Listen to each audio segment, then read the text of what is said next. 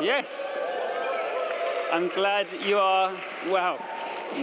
I'm glad you are as excited about this event as I am. My name's Stephen Reid. I'm the founder and director of the Psychedelic Society and one of the participants in the dialogue tonight alongside Rupert Sheldrake and Robin Carhart-Harris, who are just sitting to my left down here. But I've just been sitting with them in a cafe just down the road where I learnt the word trilogue for the first time, actually. What we're having tonight is a trilogue, I understand. And there was also the rather wonderful suggestion that Rupert's wife, Jill Peirce, could lead us in a short chanting session all together, just to set the vibe. So Jill's been working with the voice since the early 80s. She's an experienced sound healer, and she also works helping people deal with inherited trauma through ceremonial family constellation work. So I'd like to invite Jill to the stage. With that microphone, please give her a round of applause.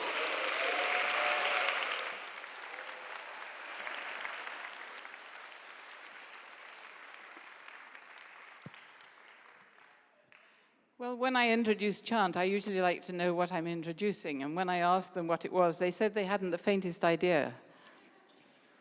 So I don't either. But it's a very good thing to work with sound because it dissolves the boundaries between each other, between heaven and earth, and between the worlds. And one of the forms of chanting that I teach and that I do is called overtone chanting, where you chant on a single note and you amplify the harmonics which float between heaven and earth above the fundamental. They come about through resonance. And in the world of ethnomusicology, it's called a voice mask, where the shaman has his or her voice, and then the harmonics are the spirit voices. And when Terence McKenna, a very good friend of Rupert and mine, first heard me in the chanting in the baths at Esalen, he said, surely she is the leader of the Elfian choirs of hyperspace.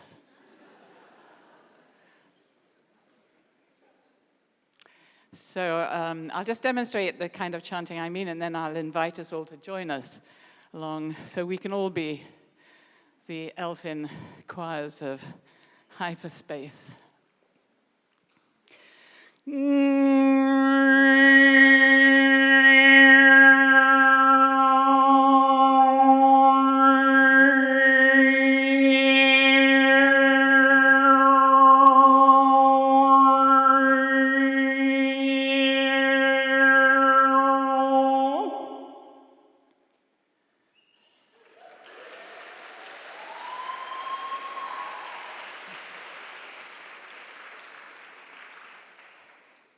So let's do it together.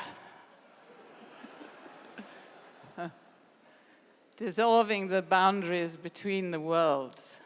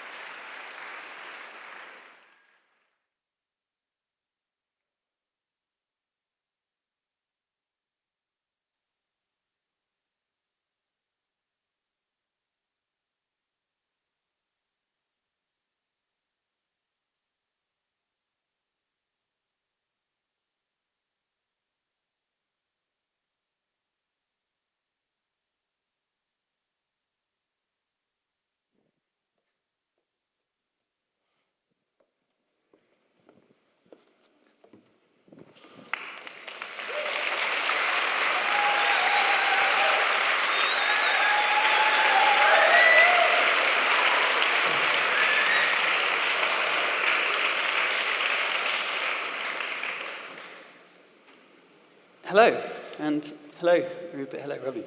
Hi, Steve. So this is a bit of an experiment. As you may have noticed if you read the event description, we didn't specify too much what it was apart from it's going to be a conversation. We've all met before in various capacities. I have some overlapping interests, we might say. But this is going to be something very organic and spontaneous. We'll see how it goes. We're going to be speaking for about an hour. Then we will have a 10-minute break. Then Bo Huntress will perform. Don't miss her. She's amazing. We're going to have a brief piece from Lode Lama, who's one of the lead facilitators on our psychedelic experience retreats. And then we will come back onto the stage for an hour or so of Q&A. We're running about 15 minutes late at this point, for which I apologize. So we're looking like we'll end at around 10:30. So just to bring everyone up to speed with what was on the event description, we suggested that we might touch on topics including modes of use of psychedelics, medical, therapeutic, spiritual, recreational, theories of consciousness and the interpretation of the mystical spiritual type experience, personal, social and political consequences of spiritual experience, the meta-modern view of science, ecological crisis and the role of plant psychedelics, and finally, anti-rivalry, anti-fragility, and abundance. So we were just realizing, as we were sitting in a cafe down the road, there's a lot there. We'll do well to cover all of that. We'll see how we go. But it felt like a good place to start by just, for each of us, spending a few minutes just, well, explaining who we are. Maybe some of you might be familiar more with some of us than others.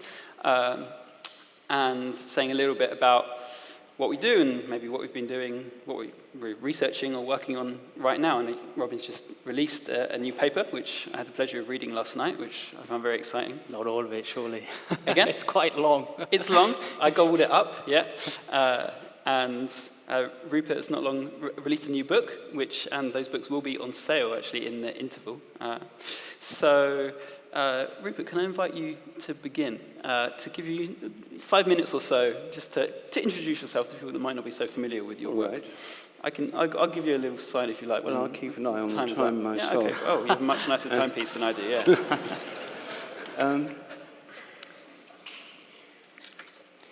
Well, I'm a biologist. I'm interested in spiritual practices.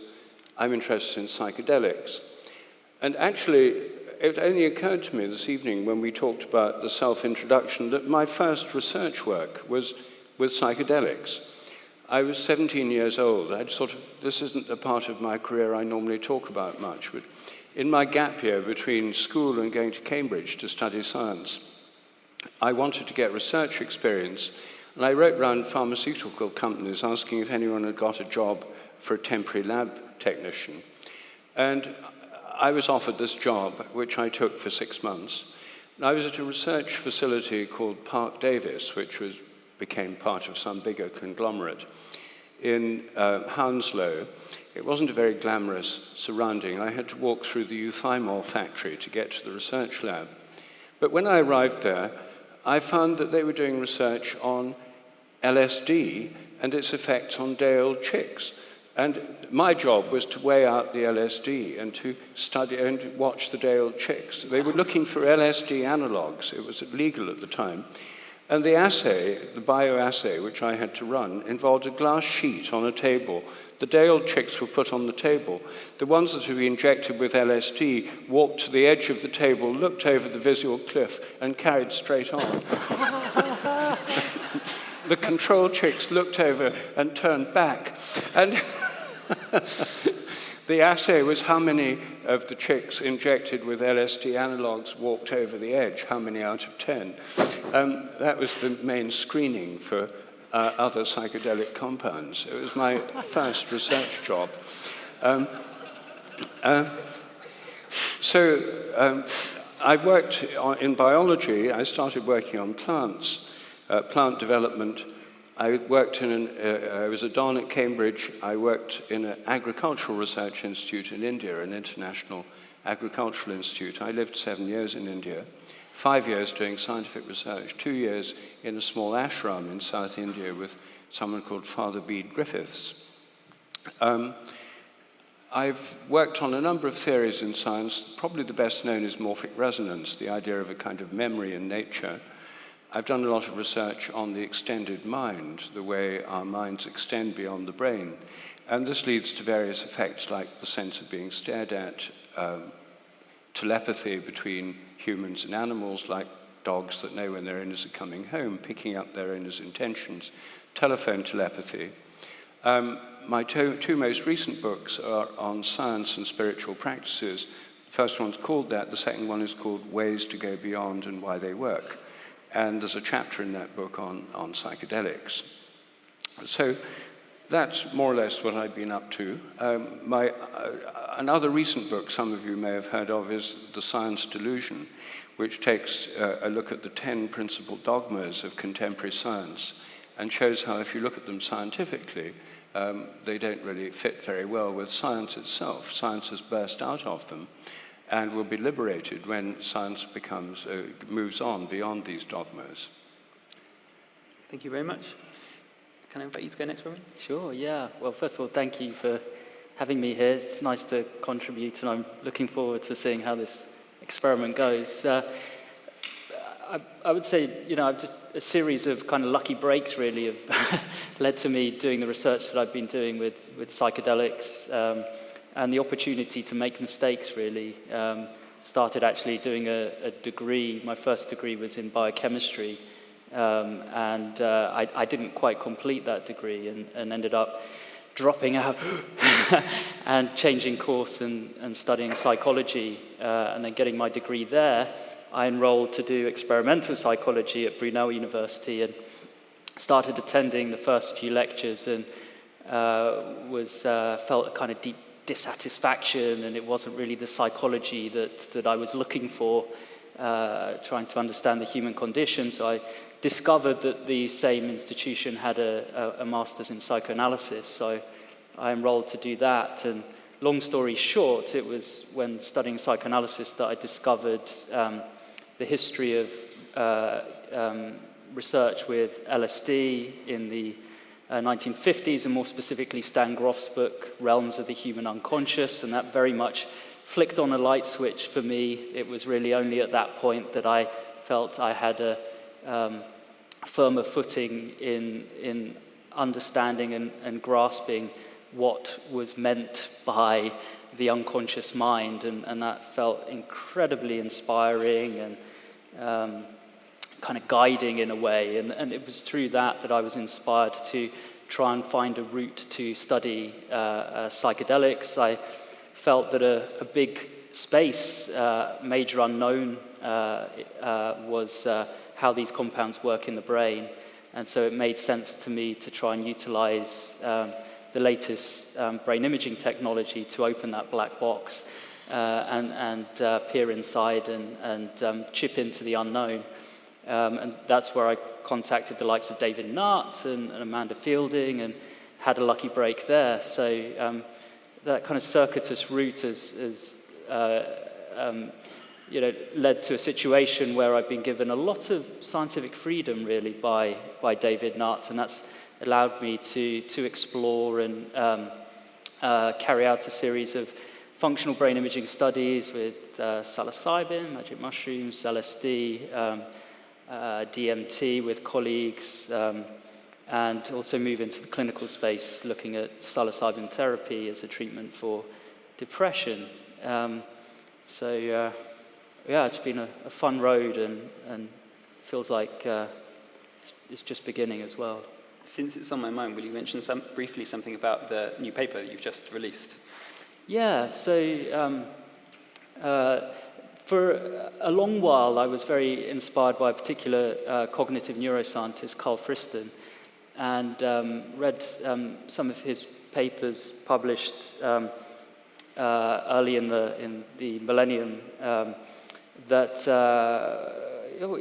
was a fascinating take on how the brain works that felt like a kind of unified theory in a way.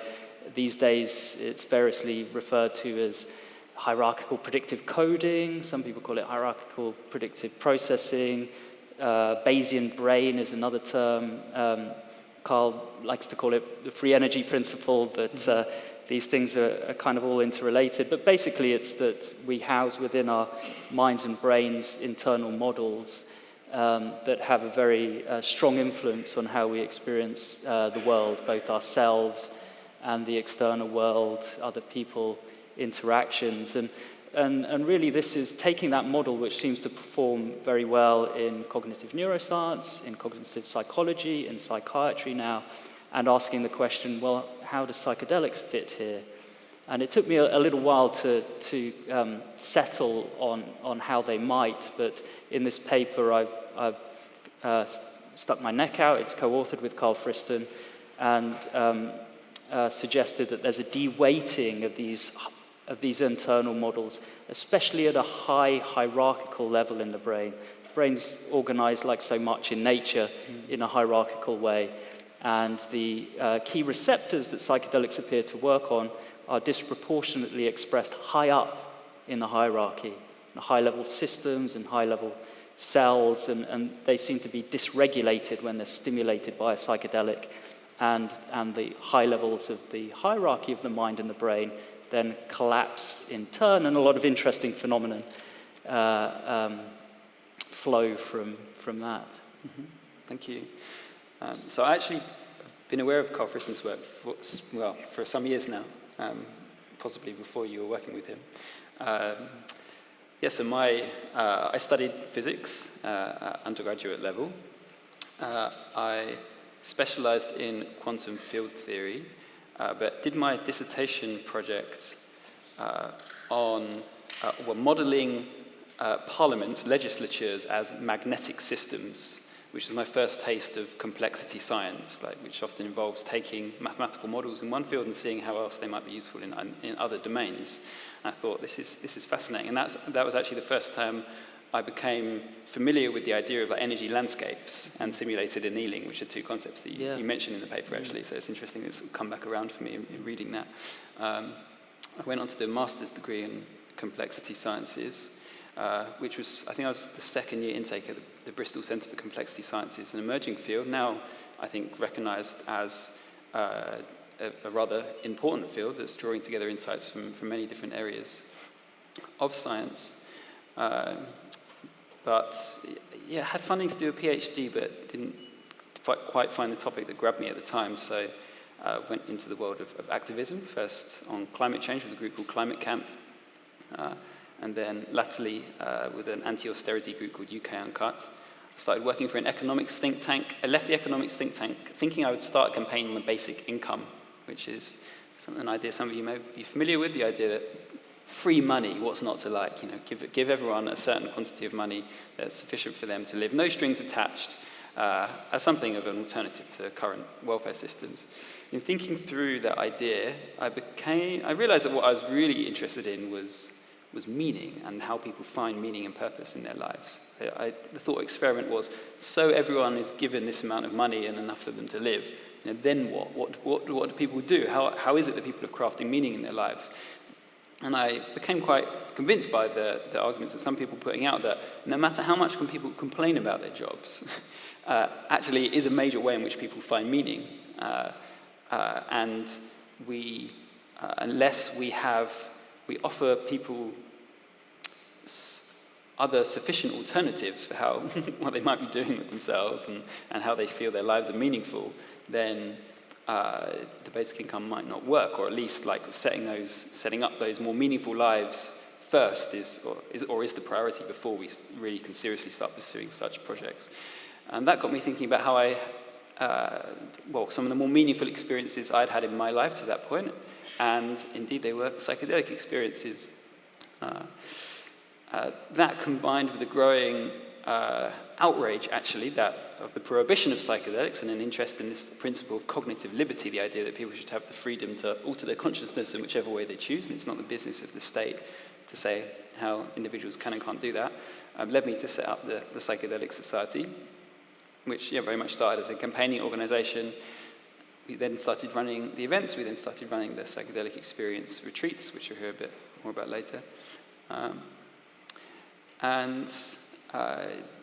The society was hugely inspired by this good psychedelic science that was going on at Imperial and Johns Hopkins and so on at the time. I don't think I would have had the courage to stick my neck out unless or without that, because it felt like, okay, something's happening here. This is legit. There's serious people doing really good work on this. So thank you. I think I've already expressed that before, but yeah. Thank you.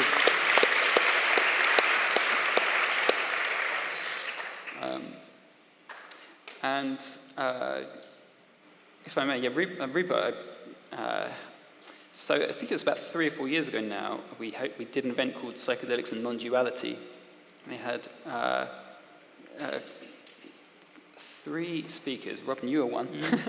And the other 2 were Bernardo Kastrup, who is an idealist philosopher, and another chap called Peter Russell, who I think also broadly described himself as an idealist, so it wasn't exactly the most diverse. I was outnumbered.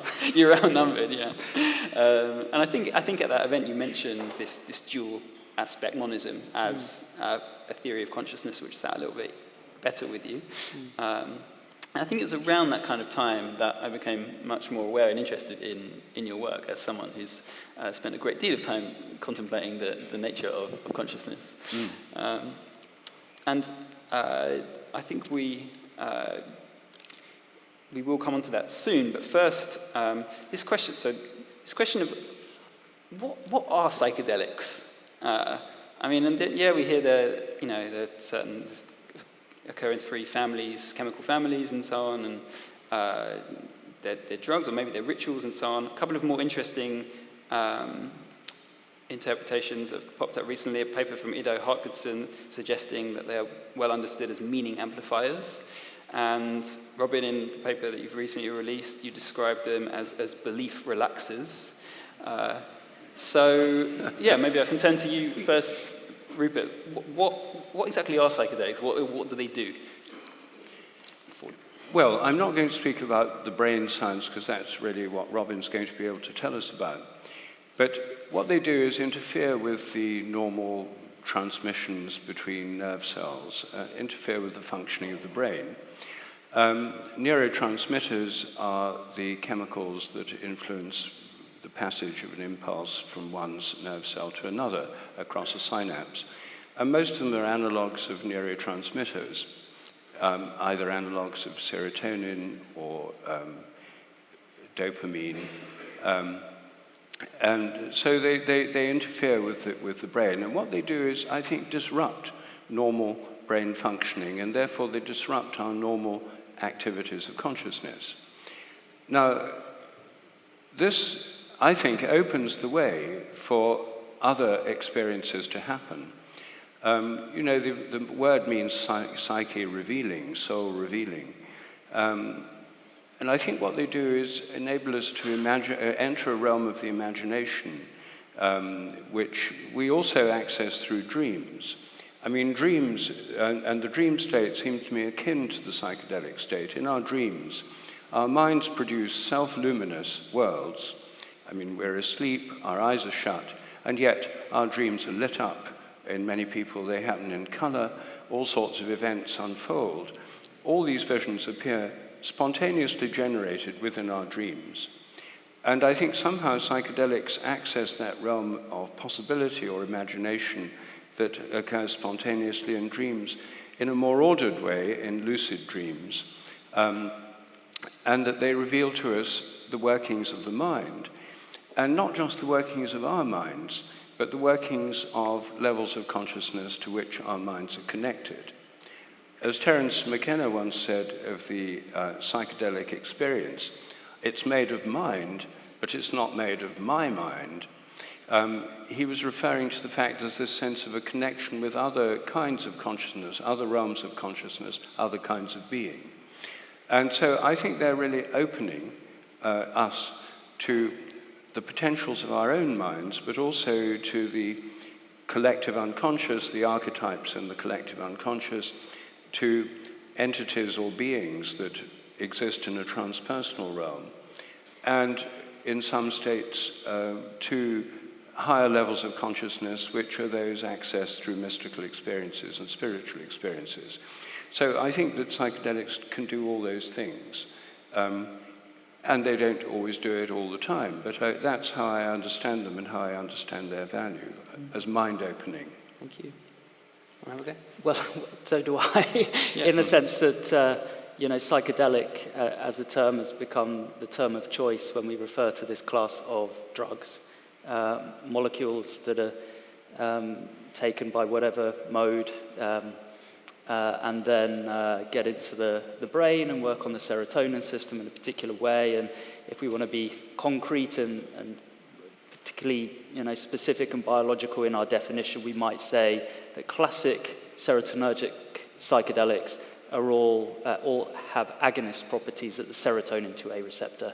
But you're talking about meaning, and for a lot of people, that doesn't really carry much meaning until you start unpacking the psychology, as Rupert has done so nicely.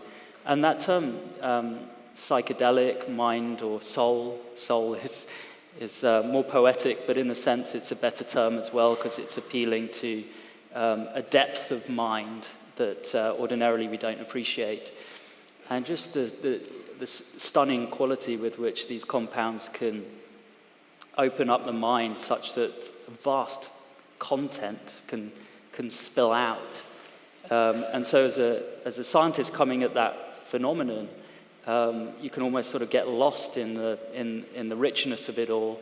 But if I was to be a little bit more disciplined, I might bring up constructs, phenomena such as insight as being very relevant in this space, as something to try and define and measure, something that we're trying to do in the lab at Imperial at the moment. And also the emotional release that can happen with psychedelics. These things are particularly interesting, I think, because if we are going to gauge the value of psychedelics, we might look at how they interface with mental health. And so in quite a pragmatic way, ask the question, what do they do? How do they change people, and how is that change of value? And I think when you ask that question, constructs, phenomena such as insight and emotional release are very relevant to look at. So you mentioned Stan Grof before, who famously described psychedelics as non-specific amplifiers, which is a little different to Ido's characterization of them as meaning amplifiers. And again, this term belief relaxers. I mean, they're all pretty neutral terms, right? It seems like we've perhaps come a little way from the first psychedelic revolution, when it seems to me many people genuinely thought it was easy as the substances had some inherent property of goodness or truth, enlightenment about them, and it was as easy as we're just going to take this and then utopia, boom. And I sense that probably none of us think it's quite that simple this time around. But just, is there anything, how neutral are these substances? Are they entirely contextual, or is there something that, is there benefit beyond context in their use? I think that's a great question, because it's hard to commit to a clear answer on it. Sometimes I think that they do have an intrinsic healing value, that you could take the drug and on average it's going to have a beneficial effect, almost irregardless of context. But I'm also very conscious of how dangerous that is as a message, because it fails to highlight the importance of contextual framing of the experience, with preparation, intention, mediation, and integration afterwards. I do think that there's something fascinating. In fact, probably one of the most fascinating things about psychedelics is that when you're in a therapeutic context, or just someone's under the influence of a psychedelic, the natural evolution and play out of the experience often hints at a kind of intrinsic intelligence, that it has to go, or there's a relevance to where the mind gravitates when it's opened up in the way that it is under psychedelics. under a psychedelic. And so as someone who appreciates very much the intimate relationship between mind and brain, I want to know what that looks like, what processes that relates to in terms of how the landscape of brain function opens up under psychedelics. Yeah. It seems to me that no matter how neutral the environment is in which one takes a psychedelic, you are always taking it in the context of, or one is always taking it in the context of one's own consciousness. And that also is the common factor to anyone taking psychedelics in whichever context, whether in the basement of a hospital or at a festival or in a church or whatever. They are, and perhaps that's why psychedelics so often seem to stimulate an interest in consciousness, the nature of consciousness, and invite people to ask these rather deep questions about reality. Does that inspire anything? Yes. I mean, for most people, they create an interest in the nature of the mind. They certainly did for me. I mean, I think I first took LSD around 1970. I was a junior research fellow at Clare College, Cambridge. And for me, my scientific background, I was at that time a kind of atheist materialist. It went with the scientific education. It was part of a package deal. No one had prepared me for anything like this. I mean, suddenly realms of the mind opened up that I had no idea such things existed.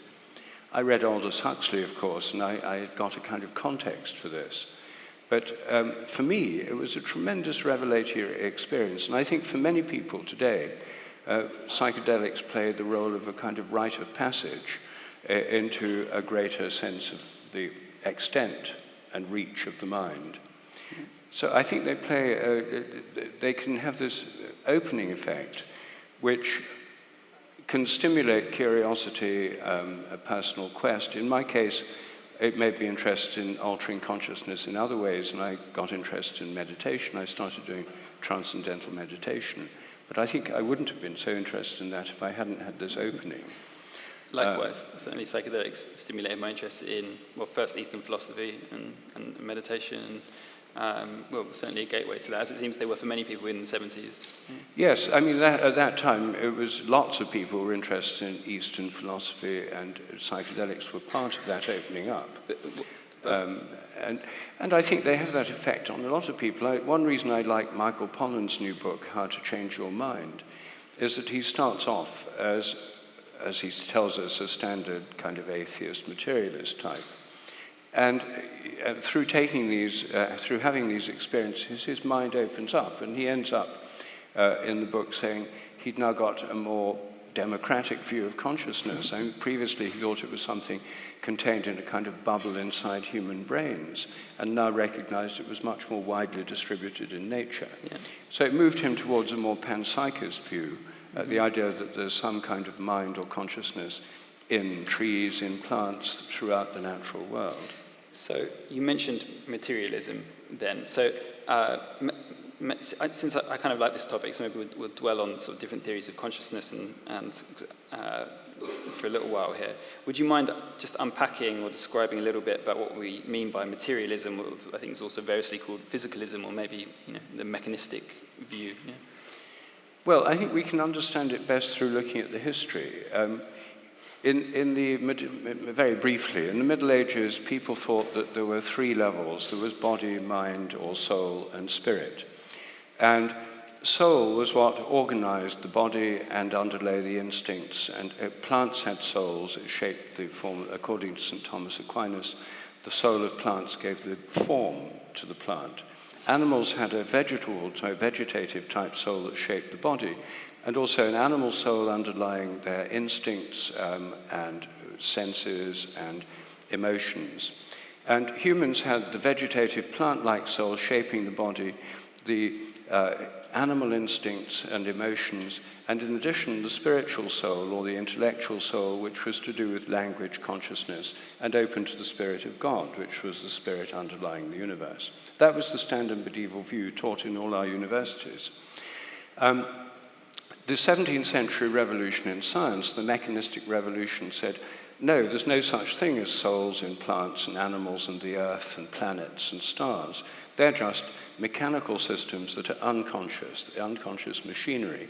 The only consciousness in the universe is God, angels, and human minds. Everything else is unconscious and mechanical.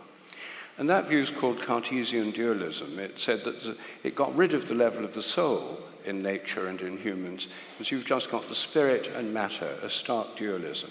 The spirit was non-material and matter was material, and science dealt with matter, understanding it, and religion dealt with spirit. And what's more, these two things were very separate. There was no, very separate. For even the things that had spirit or soul, that wasn't something that interacted with the world of matter. Yeah. No, the whole of nature was considered to be mechanical, inanimate, and unconscious. Only humans, God, and angels were conscious beings with spirit, and they were non-material and not in time and space. The spirit was not in time and space. That meant that people could go on having religion in a separate compartment from science, which got the whole of nature. In the 19th century, an increasing number of people said they didn't like that kind of dualism, and they wanted just to have one reality. Some of them became idealists and said the only reality is spirit or consciousness, and matter is kind of dumbed-down consciousness. But the majority of people within the scientific philosophy, and towards the end of the 19th century, had adopted materialism. Materialism is the doctrine that this mechanical, purposeless, unconscious universe is the only reality, and the realm of spirit simply doesn't exist. You can't measure it, you can't weigh it, you can't see it. That's because it doesn't exist. So God and angels vanish with a puff. They've just gone. And you're left with human consciousness, which then has to become nothing but the activity of human brains, but can't interfere with the brain. There can't be real free will, because that would be an interaction, whereas everything is physically, causally closed. So materialism says the whole universe is made up of unconscious mechanistic matter working with no purpose, and consciousness in human brains doesn't do anything. It's a byproduct of brain activity. That's why it's called the hard problem in philosophy of mind, to explain why we're conscious at all. So I think that view, that materialist view, is still the dominant philosophy within the sciences.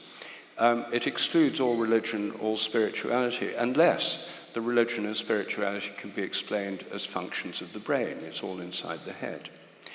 And so I think that the real question is whether reality, I mean, everyone in this room will have faced this question, because our whole educational system, especially in the sciences, implicitly or explicitly assumes that it's nothing but unconscious matter. Our minds are nothing but our brains insulated in the privacy of our skulls.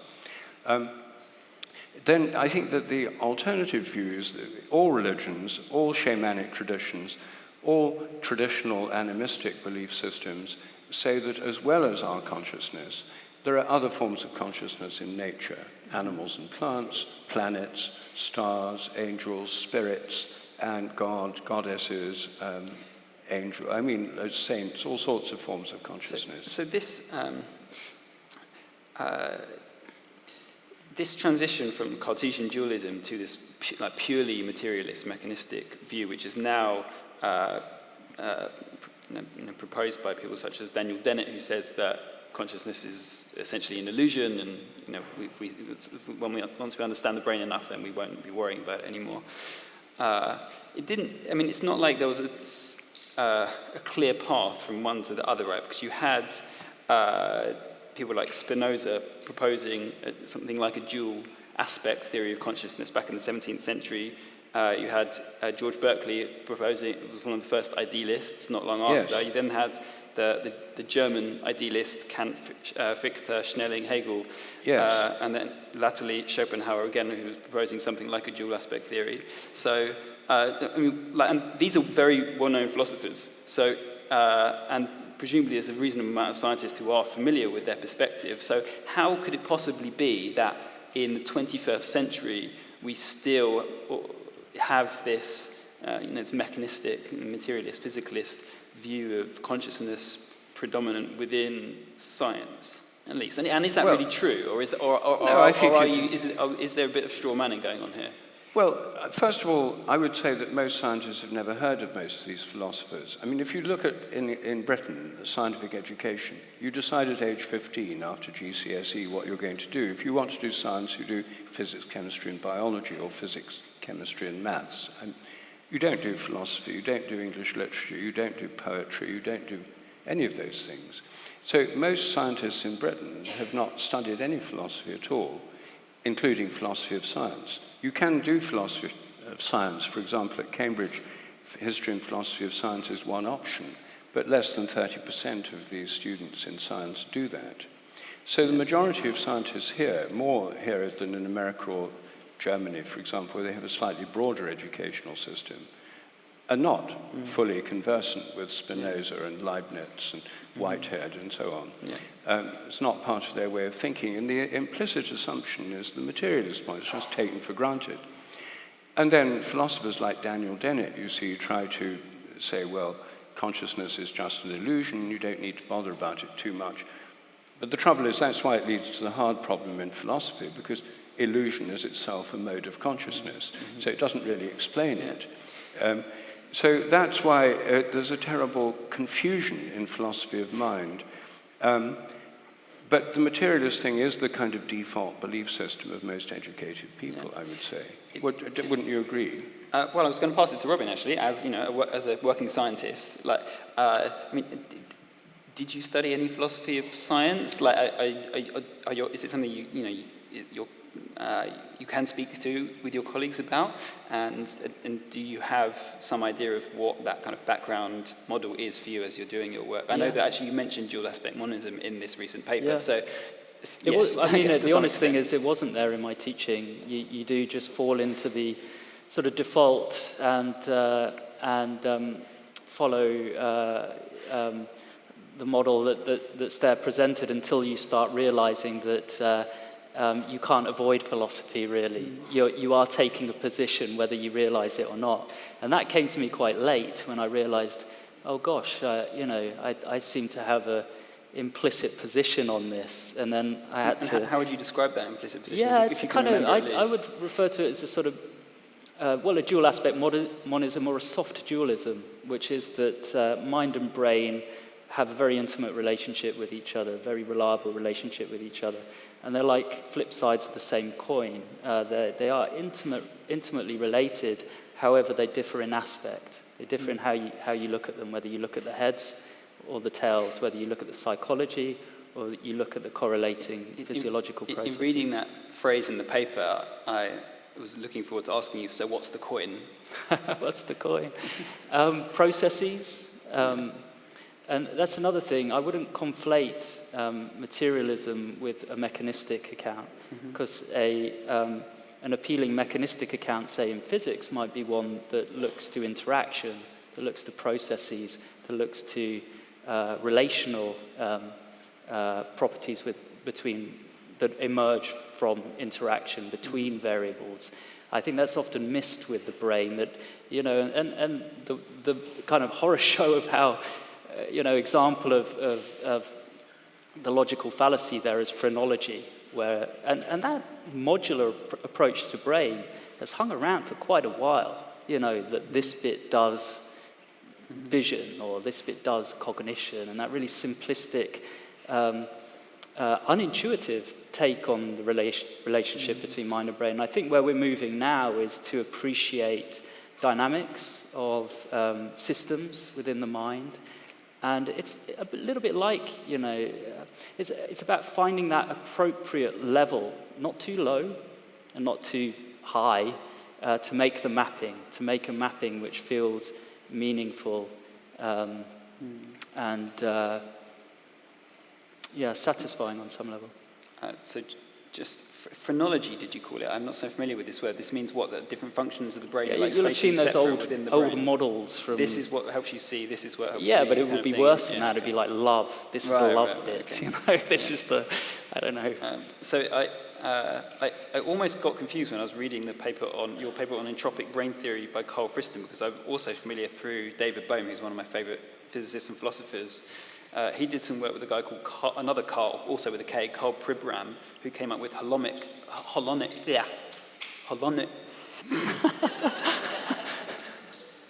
Oh my God. How'd you spell it? Holonomic brain theory, Holonomic. which is the idea that memories are stored throughout the brain rather than just in, localized in one neuron or something like this. Okay, I mean, that's starting to feel a lot more appealing, and some of our collaborators are looking at harmonics in the brain, which very much take into consideration distributed systems and their temporal properties.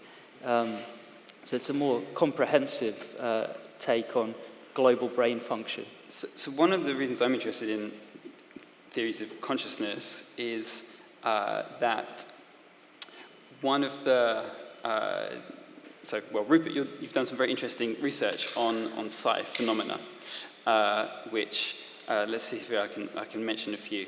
So you have... telepathy as an example of mind-to-mind interaction. You have psychokinesis as an example of mind-to-matter interaction. You would have clairvoyance as an example of sensing information across space.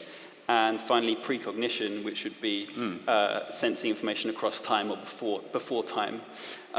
So those four things are exceptionally taboo in the psychedelic mainstream right now. I think you've discovered that yourself. Oh, yes. And it seems to me that one of the main reasons those things are taboo is because we're still working with this, variously, either a dualist or materialist theory of consciousness, where either mind and matter are completely separate or there's nothing but matter, so anything that involves the mind affecting, other minds and so on is just can't happen. Yes. And which is, if you adopt that materialist paradigm, it's reasonable to come to that conclusion. Whereas if instead you move towards something like an idealist paradigm, which I characterized you as an idealist earlier. You rejected that slightly, but certainly some paradigm which asserts the primacy of consciousness one way or another, or even something like the dual aspect monism, when there's some intimate relationship between mind and matter, then it becomes not a priori forbidden or ridiculous that some of these effects may be possible. I don't know if you want to pick that up. Well, you see, I don't think one needs to go as far as idealism, saying the only reality is consciousness and matter's dumbed down mind, to deal with telepathy and things. I think, first of all, telepathy and other psychic phenomena are normal, not paranormal, natural, not supernatural. Animals are better at them than we are, which is why a lot of my research has been done with dogs and cats and parrots and other animals. I think it's normal that animals communicate telepathically with each other. And I think that how it works, I think our minds are field-like systems of organization that interact with the vibratory patterns in our brains. I think they're rooted in brain function and vibratory patterns of activity in brains, but they stretch out far beyond the brain. Just as the fields of a mobile telephone stretch out far beyond the phone, and the fields of a magnet stretch out far beyond the magnet, and the gravitational field of the Earth stretches out far beyond the Earth, holding the moon in its orbit. So fields are part of science. I mean, they're a major part of science. In fact, one of the most fundamental parts. And so the idea that the brain is unique, or that the mind is unique in being totally localized in the brain is a hangover from 19th century materialism, which hadn't really assimilated field theory, or even 18th century materialism. I think all our acts of perception, when you see me and I see you, I think that my image of you is created by the activity in the brain, but I don't think it's a virtual reality display inside my head. I don't think there's a little Stephen inside my brain. My image of you is where it seems to be. I'm projecting it where you are. If I look into a mirror, my projections go straight through the mirror, and that's why you see images behind the mirror. We're projecting out our visual world, which is why when we look at somebody from behind and they don't know we're there, they can sometimes feel that we're looking at them, and that's why there's a sense of being stared at. 95% of people have had that experience. Now, conventional materialist science says that's totally impossible, it's utter rubbish, and all the evidence for it must be completely flawed. I have this terrible problem all the time. You know, I spend years doing research, publishing papers in peer-reviewed journals. I wrote a book called The Sense of Being Stared At. And just last week in American Psychologist magazine, one of the leading so-called materialist skeptics, I mean a so-called skeptic, wrote a paper saying all the evidence for psychic phenomena is false or based on experimental errors, because these phenomena are simply impossible. There's no way they could really happen, taking up your point. Yeah. So they're impossible. Now, if you talk to most people who don't live inside institutional science, then they say, of course, you know, I've often felt that, you know, and when I bring up, you know, can your dog pick up when you're coming home? Lots of people, dogs say, oh, my dog does it all the time. Or, have you ever thought of someone who then phones, telephone telepathy? Oh, yes, that happens to me all the time.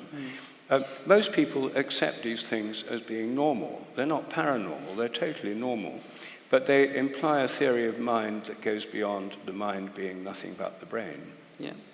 And so this also fits with the work of Thomas Kuhn and his structure of scientific revolutions, the idea that science exists within a paradigm, and yes. that has a certain social context and social pressure or there exists a certain social pressure to conform to that paradigm, such that people who are seeking to go beyond it are very often pushed aside and rejected. That is a misuse of science. I mean, science is a method principally built on doubt and critique. Yeah. And so it's a misuse of science. It's gripping assumptions too firmly rather than starting from a stance of self-critique, testing, working towards iteratively to self-correcting, improving models of nature. How are there things that we can do to improve the situation here then? And because it seems to me, one of the reasons I didn't take up my PhD actually, is because I just started to get a feel of there is a currency in academia. It's not money, but it's papers. And there's a real pressure to keep publishing and to publish in the top journals and so on. And there's a horrible pressure in science. And if you might say you've really got to be right at the top of your game to be able to publish something that's kind of outside of the paradigm and not to be absolutely laughed out of the room. I could speak from a place of, if I'm fully honest with myself, some degree of bitterness about the challenges in science in terms of winning funding from the major funding bodies for research that you think could really change things and actually change things in a way of say improving mental health care. And it's very hard to change minds and to challenge assumptions that become very firm, like a biomedical model of mental health. But if there's anywhere that so glaringly demonstrates a kind of failure, really, or a poor performance of science, it's in mental health, arguably through an overshoot in a gripping too tightly of this biomedical model, which in a way speaks to an excessive, what you might call materialism in psychology and neuroscience. I remember when I love dreams like many people, and when doing my psychology A-level actually, and being introduced to theories of dreaming, I was introduced to Alan Hobson's take on it, which was that dreams are epiphenomena of random firing of cholinergic cells in the midbrain, and therefore dreams have no meaning, no emotional meaning at all. And that just felt so deeply unsatisfactory and counterintuitive. But it came from this position of if we can explain brain, then we eliminate psychology. And I just don't see that. Hence, a perspective that tries to take some kind of middle way. So, Robin, I'm curious about when you're at work. I mean, I love the work you're doing. I think it's really important, and I'm so glad you do it. And I'm also glad the way you found a way of doing it where you don't actually have to grapple with these philosophical problems, and you can just get on with it, looking at brains, which bits light up and connect, and also the clinical studies. whether people with deep depression after incurable depression for 15 years actually get better after psilocybin experience more than they would after conventional therapies. I mean, all this is stuff that works very well within the scientific paradigm, because you're not actually being forced to challenge that paradigm, and you can work within it in a way that's meaningful and helpful. But do you find that many people working in this area among your colleagues worry about the bigger philosophical issues, or are they mostly just getting on with the job? These days we talk about them quite a lot because they're hard to avoid, and we've even started measuring them. So we're measuring what you might call, colleagues in the lab frame this measure a metaphysical beliefs measure. And so it will have items asking about your perspective on the relationship between mind and brain. And there was an implicit assumption, a hypothesis, that this might change after a psychedelic experience. And indeed, that's what we found, that people move towards a less firmly held materialist view. And, then gauging whether this is a good thing or a bad thing, I think is a really interesting question, because it's not necessarily obviously either at first. I think we should be a little mindful of what we do with that question, because there are ways in which it could be a problematic thing. Mm-hmm. It might bring up something like spiritual bypassing, but there could also be ways in which it could be a good thing if it's relaxing an excessive overinflation of the value of material. I was at a conference called SAND, Science and Non-Duality. I think you've maybe spoken at it a couple of times. I haven't actually. You haven't? No? Okay, fair enough. Where you can encounter a lot of this idealist, everything is consciousness type thinking, and they did a session on dissociation and problems involving dissociation that some people were having from immersing themselves too heavily in that kind of thinking without proper grounding. Everything's just an illusion, and I can control anything I want with my mind and so on. So I know what you mean. And actually, I think maybe I've encountered something similar in conversations with people at the end of long or extended silent meditation retreats, where they've been getting a lot of this kind of thinking, and maybe hadn't really prepared themselves too well for it, and then end up feeling very spaced out and rather disconnected. So I see that there's approach. These are powerful ideas. Yeah, I think a lot of people are realizing these issues now, and hence the integration groups that are starting up. And this is a phenomenon that I think is just going to really expand in the coming years. A healthy way to kind of ground people after they've been up in, psychedelic hyperspace. Nevertheless, I think the idea that psychedelics might be, one of the practices that might induce a general shift in perspective in science and in society towards some kind of monist worldview, some worldview which accepts the basic interconnectedness and unity of all things. It seems to me to be a very useful thing for society. Do you find, as a question to you, do you find that this actually happens? I mean, you're involved with psychedelic retreats, British Psychedelic Society. So there are people taking psychedelics there. Do you actually study what effects they have on the people, long-term or short-term effects, and whether they do actually move people more in that direction? So we have a couple of ongoing research studies going on with universities. I think one of them is collaborating with psychedelicsurvey.com, which I think is asking some of these kinds of questions. So we're going to present on the results of that this year's Breaking Convention. But anecdotally, yes, especially the people that come in with these very fixed and materialist worldviews. Then we invite them to read the Tao Te Ching and a bit of Alan Watts and so on, and at the very least they're a bit more, they're not quite so sure of themselves. But this, there's the aspect of wholeness, interconnectedness, unity, and also the aspect of some basic aliveness in the universe, which maybe seems more relevant when we start contemplating the ecological crisis that it seems to me to be driven at a very basic level by the idea that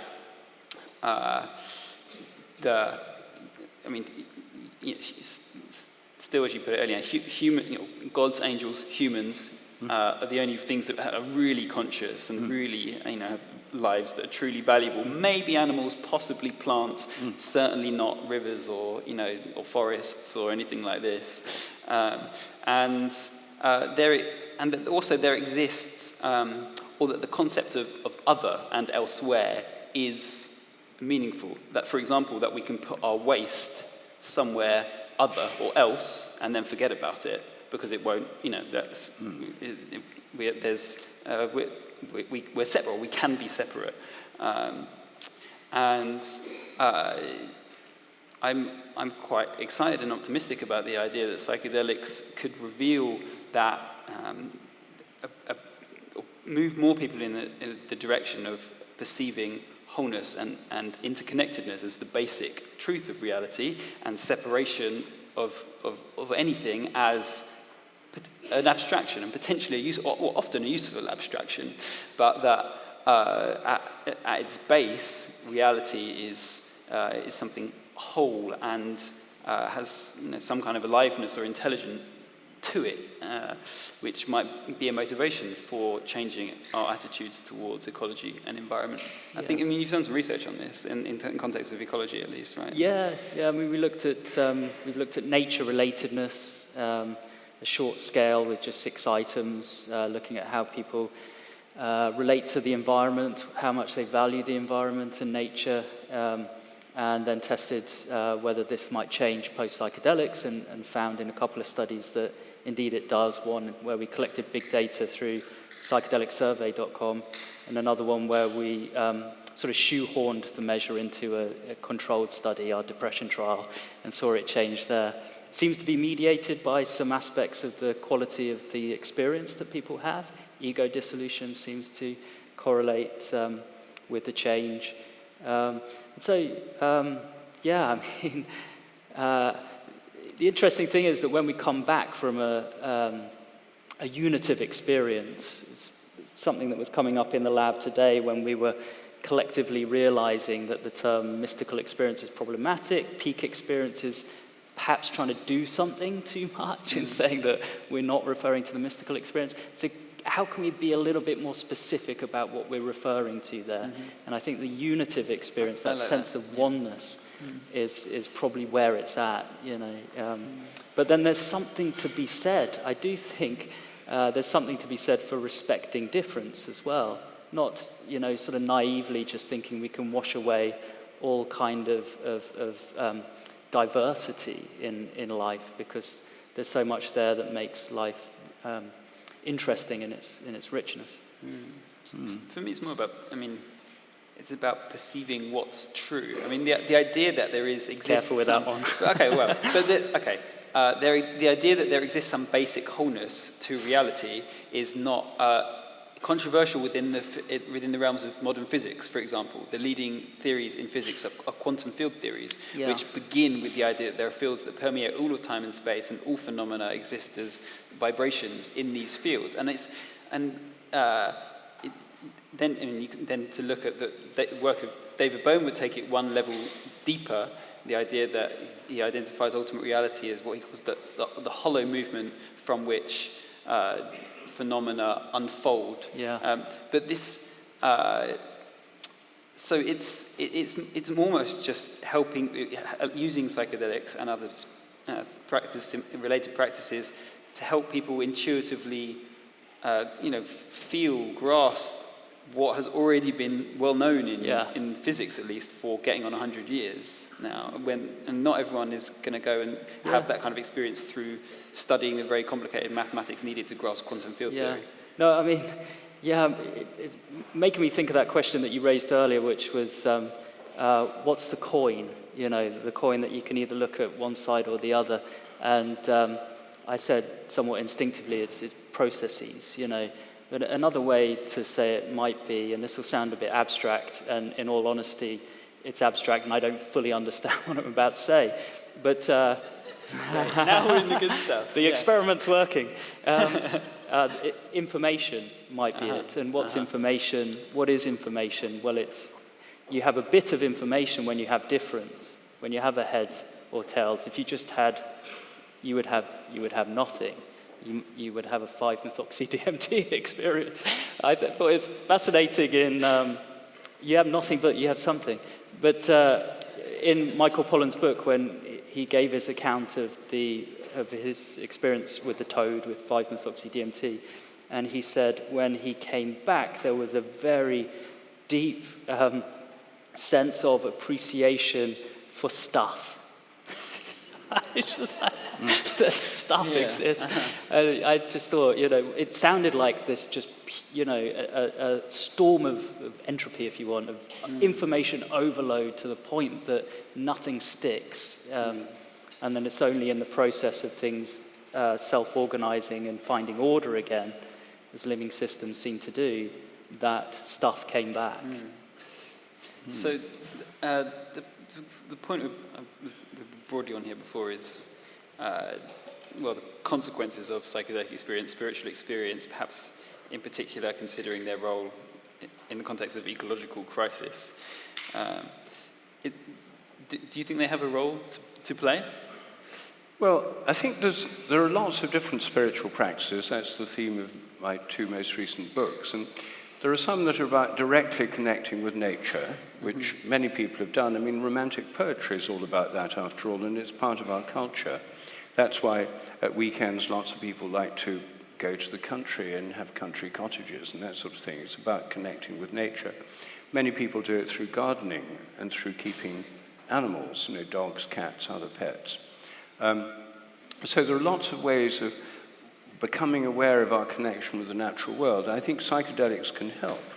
I think they're perhaps particularly necessary at the moment because if people have been educated in this narrowly mechanistic materialist framework, as I was and as most people who study science have been, and indeed most people who go to university have been, even most people who go to school, because we're still indoctrinating our children with old-style, unreconstructed, mechanistic materialism in school science.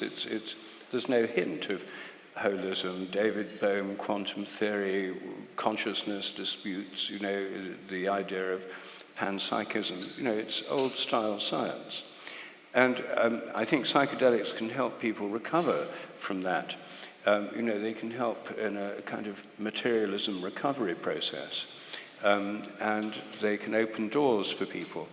I don't think that in some cultures they're not so necessary. People live in a sense of connection and flow with the natural world much more than we do. I think in our culture they do play an important role in opening that door, but I think then it has to be followed up with forming a more holistic philosophy of nature, a more holistic way of looking at politics and economics and so on. It's not in itself going to change the world. So to what extent do you identify this materialist worldview that we've spoken about with the ecological crisis? Do you think it's plausible that is it realistic to think we can solve problems like climate change, biodiversity loss, collapse even, without some profound shift in our basic notions of reality? Well, I think we have to change we have to wake up and realize that we can't go on the way we are. But the thing is that even if someone has a psychedelic experience that convinces them of the unity of nature, their deep connectedness with everything, then the whole system's going to go. Cars driving around the roads, jet planes coming into Heathrow every 2 minutes. And in fact, many of us travel on them ourselves. I mean, we're all part of this system. And so it requires a much more radical shift in the way we live. I mean, even here at this wonderful place, we've got plastic glasses, single-use plastic bottles.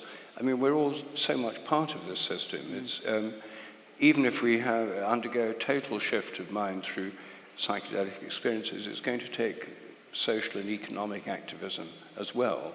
Yeah, absolutely. Another thing that we write into our measures, currently at least with a measure of insight, is that it's not just assessing whether people report having an experience of insight under a psychedelic, but then what do they do with that information? You know, do they change? They might change their mind, but then do they change their behavior? So it's looking more at action.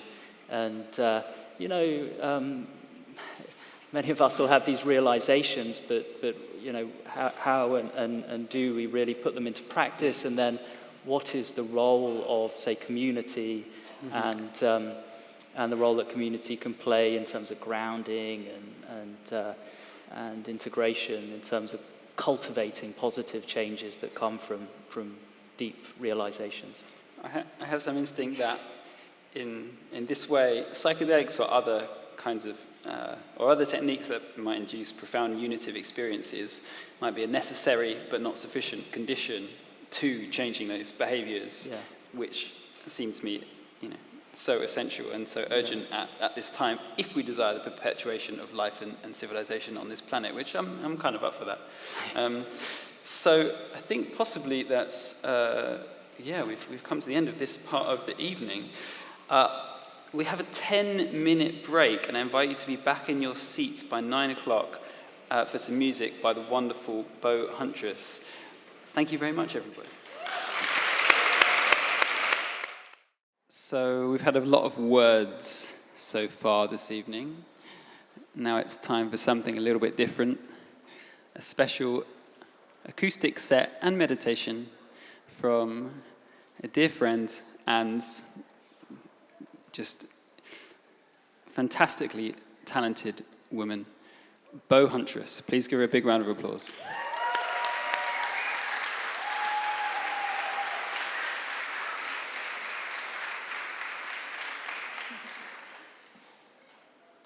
Thank you. Good evening, everyone. So this little bit of time is just going to be for us to get into a bit more of a right brain state. So we've been listening a lot and been in our kind of cognitive left brain minds. And this is just going to be a bit of time for you to come into your bodies and into the present moment and into the fact that we're all here in this room together at this moment in time, which has never happened before. So I'm going to sing a song and then kind of guide a short meditation for us. And this song that I'm going to start with is called Slow. And it's a song that I wrote initially about sexuality and about intimacy with another person and about slowness and being in the nowness. But it's also just about entering that state of being.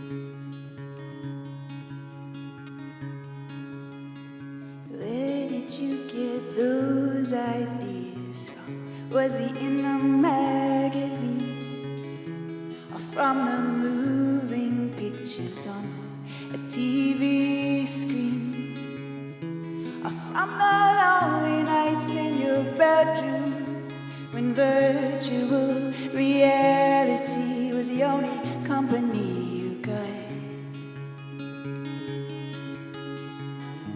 Or did they tell you in the locker room? Or did they tell you in the school classroom? 'Cause I like it so, and I like it soft, so I can feel every touch. You know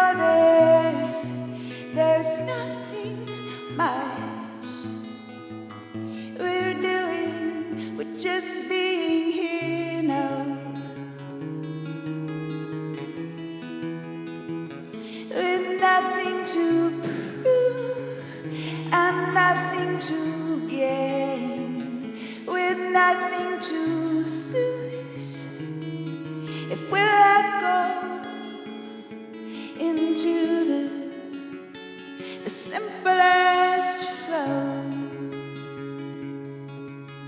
And I just want to move with you and see what happens. And the more you're here, the more I open. And I don't have an idea or an expectation. So let's just breathe and be and wait. Or did they tell you in the locker room? Or did they tell you in the school classroom? 'Cause I like you so. And I like it so. So I can feel every touch. You know there's nothing much we're doing but just being here now. With nothing to prove and nothing to gain, with nothing to lose. If we let go into the simplest flow. And can you forget everything you know? I need you here, I want you just as you are, as you. Or can you forget every rehearsed show? I need you here, I want you just as you are, as you are, as you are, with nothing in between us, stripped of every layer,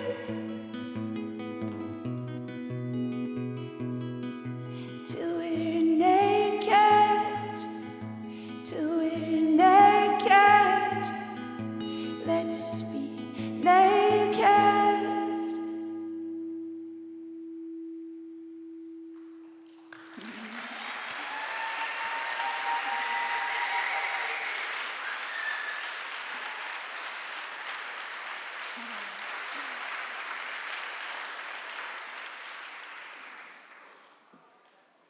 Thank you so much.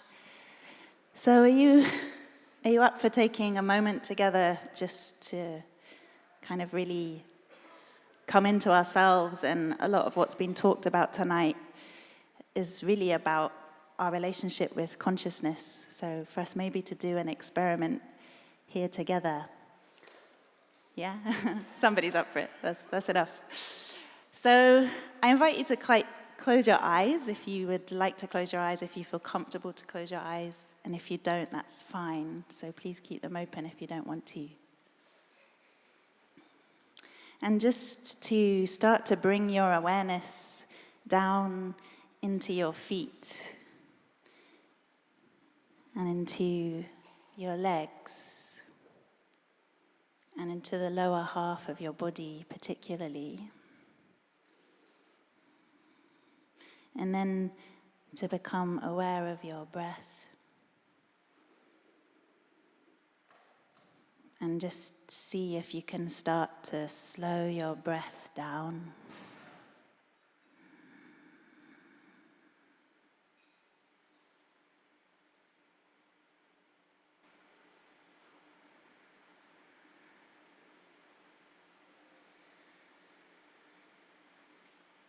And we're going to just shed a couple of layers that we tend to carry around with us. So first of all, I'm going to invite us to become aware of the layer or the shell or the mask that is the part of us that is constantly being made into a commodity. So all day long, the bombardment that we have of information, of people wanting our attention, our time, our money, advertisements, all of these demands on us as a consumer, on us as a commodity in a capitalist system. So exhausting. And that's not who we are.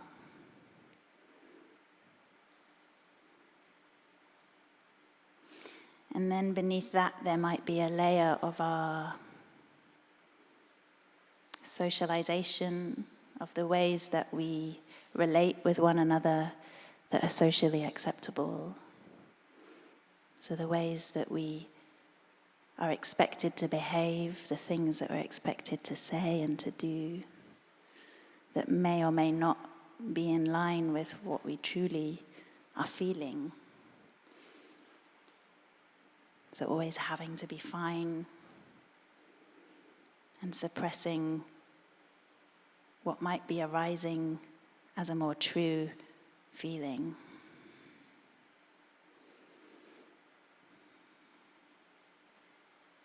And then coming to a third layer, our relationship with ourselves and the expectations that we have on ourselves and the demands that we make of ourselves to produce or to be something.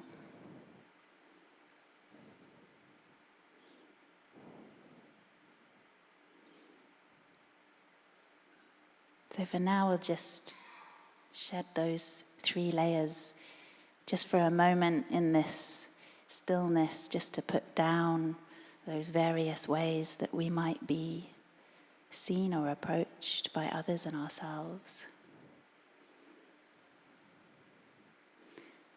And to see if there's something more essential beneath those layers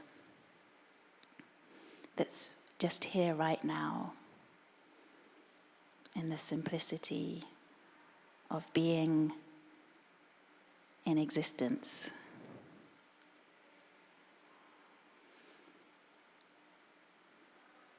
And we have behind us a long line of ancestors who have been and gone, and one day we will be gone. But right now, we are here having this experience on the edge of time and space and reality as we know it.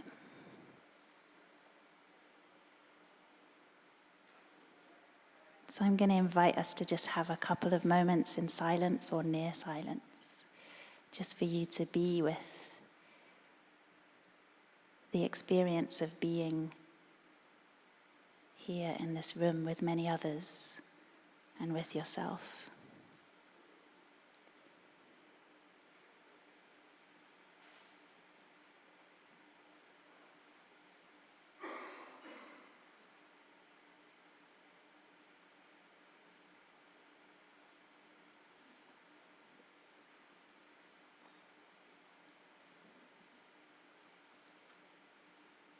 Thank you so much.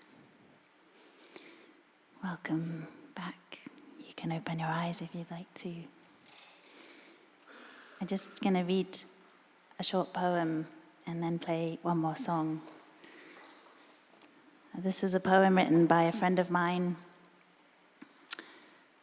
It's about breakdown, and for me it's about the descent part of life, so the going down into the dark. And we obviously come from a totally ascent-based culture where it's exponential growth, and for me the growth happens in the wheel of the descent and the ascent.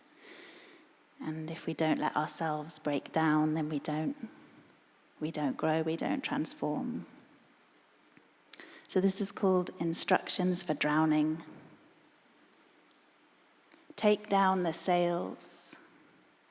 Follow the current of your dreams to where the ink-dark water kisses the hem of night. Please know, traveler, this is not a means to find your way out. It is how you find yourself lost. Admire your small boat. Stroke the time-worn wheel, the well-oiled mahogany, and let the rudder drop away.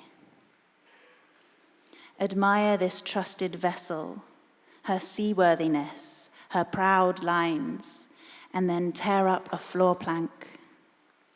Let the grief waters rise to take you. Smile as the mast sinks below the surface.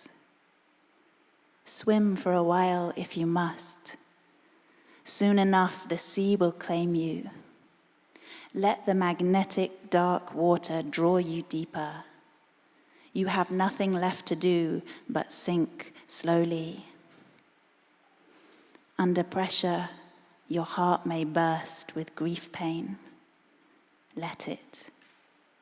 Let the hollow be filled by some secret spring that lies beneath the river below the river, beneath the sea below the sea. Follow your longing pain down until she who loves you more than life comes to you like a long-forgotten love song. You will remember her lips and how she has loved you your entire life. Be humble and attentive when she invites you deep inside the surging ocean of her body, where all you once were that is no longer needed will be lifted away, will be scattered soon like bleached bones on distant shores.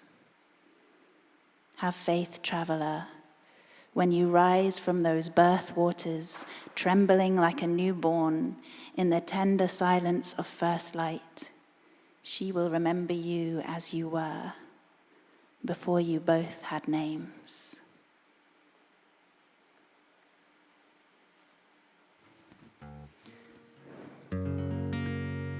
So this is a song called Esina, and it's about the essence. And again, for me, like this poem, this takes the form of a woman that I dance in and out with, a sense of my essential self. And the poem gives the impression that that experience might be linear, that you might have one journey of drowning and then discovering something so precious. And sometimes we expect that we're going to have this one moment of enlightenment and then be enlightened forever. Whereas for me, there is this cyclical nature that we get the opportunity over and over to encounter the depths, to encounter the soul.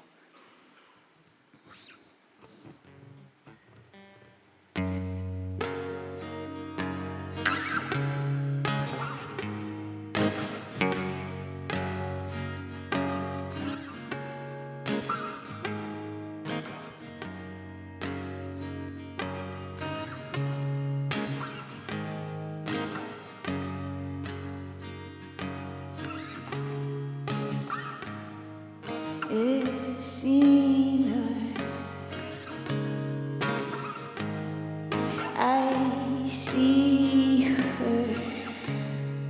Esina, are you there? I dance in and out with her. Esina, I dream her. Esina, I remember. I walk within her, 'cause she knows that it's alright.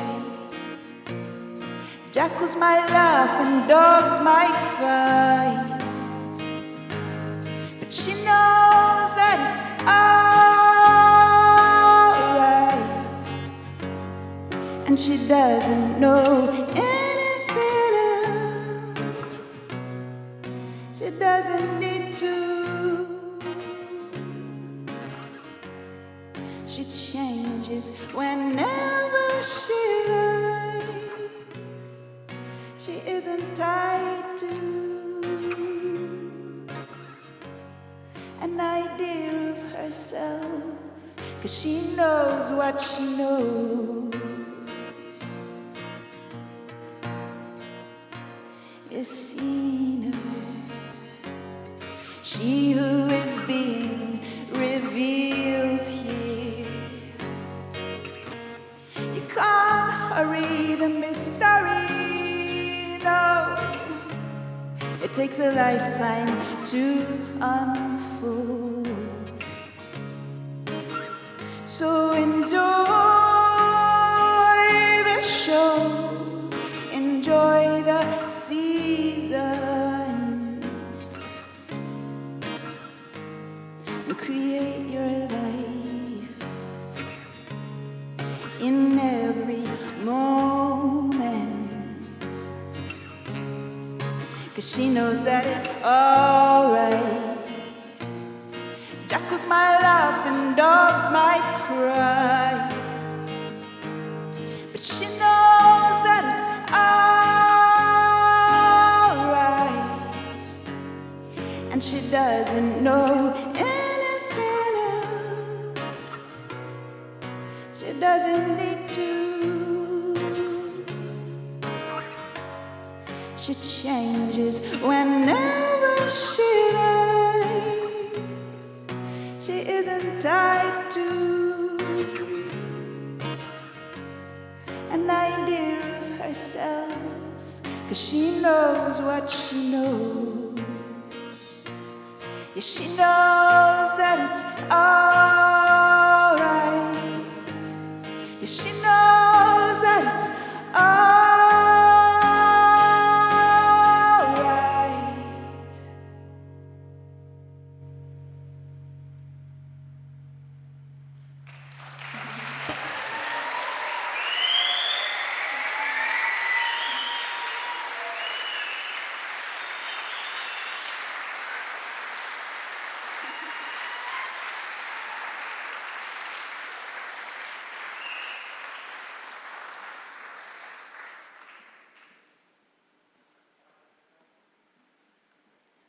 Thank you, Bo. I'm now going to invite to the stage Lode Lamo. Is she here? Yes. Lode is one of the lead facilitators on the Psychedelic Experience Retreats program that we run, which has become a major part of the organization. And yeah, she's just going to speak for a few minutes to tell you a little bit about it. Please welcome Lode Lamo.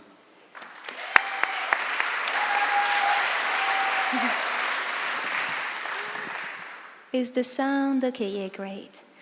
I'm just going to invite us all again to close our eyes just for a minute, or just softening the gaze and lowering the gaze.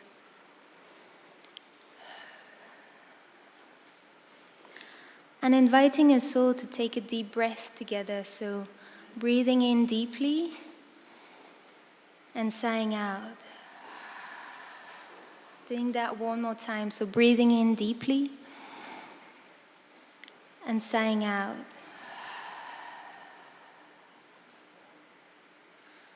And again, just inviting you to drop into your body, bring your awareness to the flow of your breath.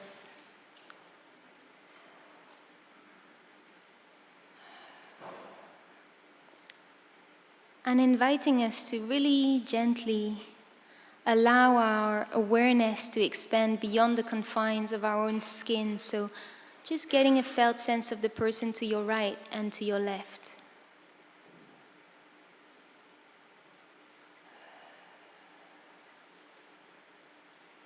Getting a sense of the energy in the room tonight and the field that we've created.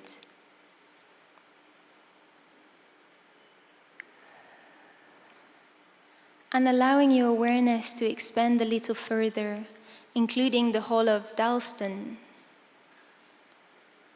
holding in your awareness the whole of London,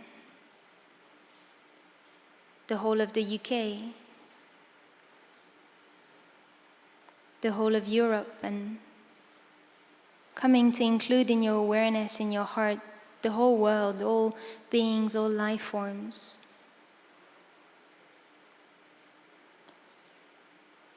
And to just take a moment to consciously cultivate the intention that whatever positive energy or insight, virtue we've created tonight, just allowing that to ripple out into the world.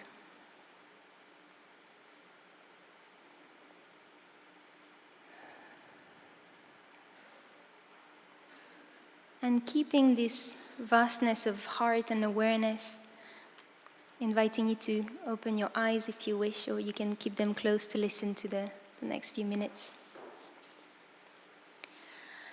So, good evening. My name is Lode. I'm, as Steve was saying, a lead facilitator and one of the co-directors on the Psychedelic Experience Retreats program. It's a real joy to be speaking about some of the work that we've been doing on the program to such a large number of people. And I've got a bit of a challenge because I've only got about 10 minutes, probably 8 now, to talk about what most people often describe as one of the most powerful, significant, transformative experiences of their lives. So bear with me as I try and do it justice. And if you're really curious, I recommend you just sign up to a retreat and check it out for yourself. So I thought I would start with the name, really, Psychedelic Experience Retreat. You might think that it's the most self-explanatory name that we could have come up with. Slightly boring, perhaps even, but I would actually challenge that, because the retreats are, of course, have psychedelics at their heart, and this is very much why people sign up to the program. But they're about much more than just a psychedelic trip. They are about the human experience. They're about creativity and connectedness. They're about joy, vulnerability, expression. And one of the ways in which we tap into these is, of course, through the psychedelic ceremony itself, but also by weaving in a whole set of practices and activities, from journaling and solo silent time to nature connection, meditation, movement-based practices. And all of these practices and activities are very much designed to try and give people an experience of what it could feel like to be alive, to be embodied, to be connected. And so the way that this is facilitated is by dropping into the heart. We live so much of our lives up in our head, and we believe that some of the kind of medicine that we want to bring into this world is about dropping into the heart. And I know this is not a very scientific term, but I also know that every single person in this room deep down knows exactly what I'm talking about when I say the human heart. And what I mean by that is this dimension or this layer of our being that is the seat of profound insight, wisdom, potentially infinite love and compassion, as well as where our own inner healing or inner guidance resides. And accessing actually this level or this layer of our being is very much our birthright as human beings, as well as our highest potential. And sadly, it is so rarely nurtured, to say the least, in our present society and education. And we see, of course, every day on the news and all around us, the danger of having too much head without the heart. We see highly intelligent, highly skilled, highly educated people making decisions without being connected to the heart, and we see the effects of that, and it's rather alarming. So, to go back to the retreat, some terms that are often used to describe the psychedelic experience, and I would argue not just the psychedelic experience itself, but in this context very much the whole experience retreat that people come on, is peak experience. And I suppose the purpose of that is not just having a peak experience for the sake of it, but it's using a peak experience as a way to inquire into what gets in the way of us feeling connected, alive, feeling like our lives are meaningful and having a sense of purpose. And so I would say that there is kind of three aspects to the work that we do on the retreat. Of course, that three aspects of the psychedelic experiences themselves, and three absolutely core aspects of the whole integration journey that is set off by the peak experience. And that's really important to say, is that the psychedelic experience retreat and the psychedelic experience is just the beginning of a journey. We often say to participants before they go home, now the homework begins. And so one of the aspects of this work is, of course, the psychological level. So a lot of the work that we do is about supporting people to take that deep dive within their own psyche, to start recovering the parts of themselves that they've had to chop off, to start accessing emotions that have been suppressed, and work their way through some of the unresolved emotional blockages that often get in their own way. So that's one aspect. And that, of course, has an impact on, I suppose, the second aspect of this work, which is the social and the political level. Because what happens is that people come on the retreat and have an experience of being in the world and being in relation to other that is profoundly different and way more fulfilling than what they've experienced so far. And so when they go back to their lives, there is this experience of actually feeling quite uncomfortable, because the first step, of course, before profound change and transformation is that we need to start noticing what's not quite right, noticing where we're not being authentic, where we're engaging in activities that are harmful to ourselves, to others. And so begins the journey of kind of realigning our lives and the kind of outer conditions in order to meet or match what people have experienced on the retreats. And the third level, of course, is the spiritual level. And I think it's one of my favorite things, really, as a facilitator, and probably one of the most moving experience. We have a lot of people who come on the retreats from very scientific, materialist, atheist background, and they're coming because they've read the research, and psychedelics have been framed in this very scientific way. And it's so wonderful to see them sort of cracked open to the much vaster mystery that is life and the nature of consciousness and the universe.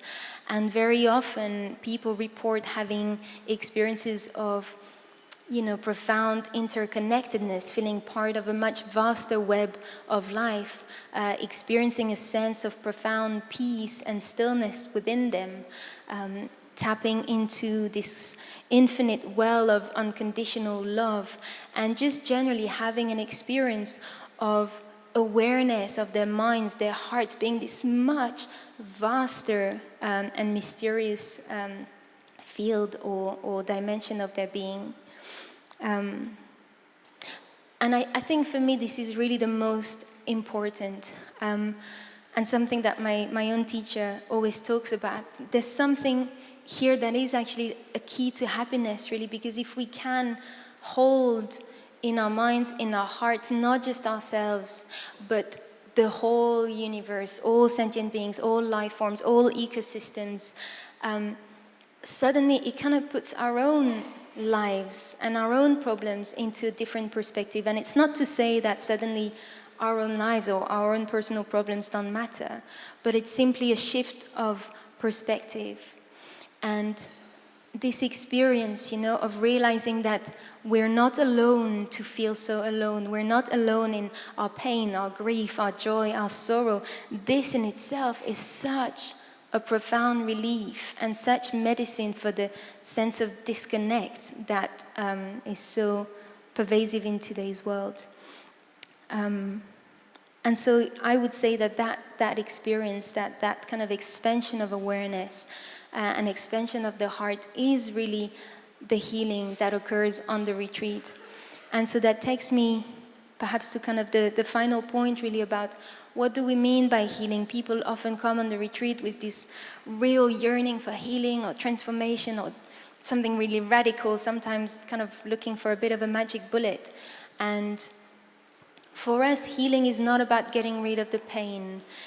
Rather, it is about cultivating an awareness that is so much vaster, so much greater, that we can actually hold our pain. We can get to know it, understand it, hold it with gentleness and compassion.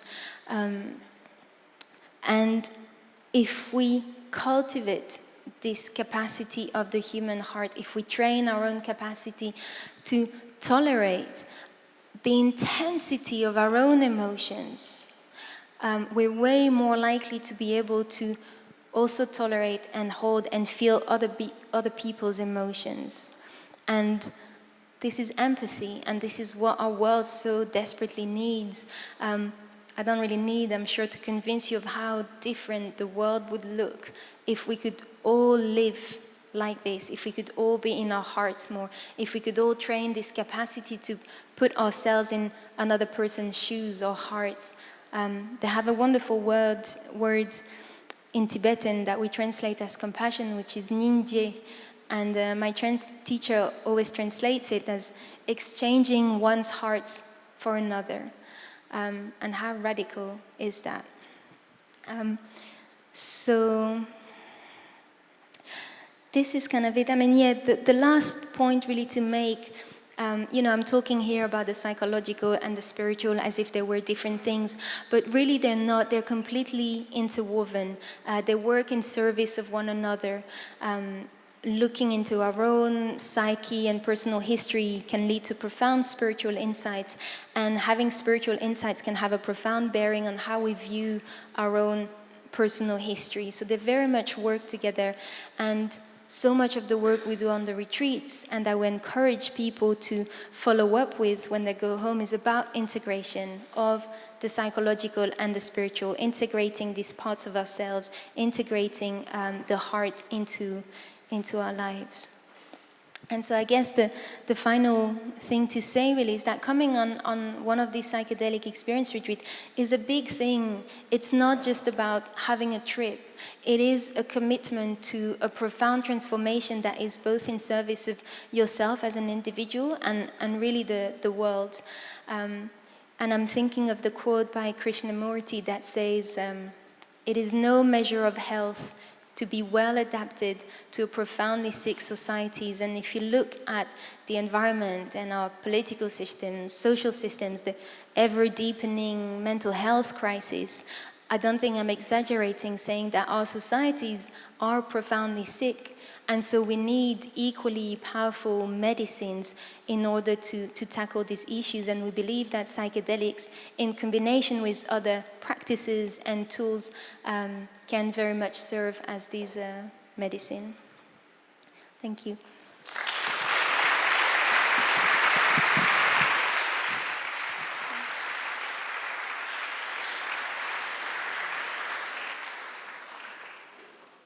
So we'll start off with a question directly from the audience. We have a roving mic.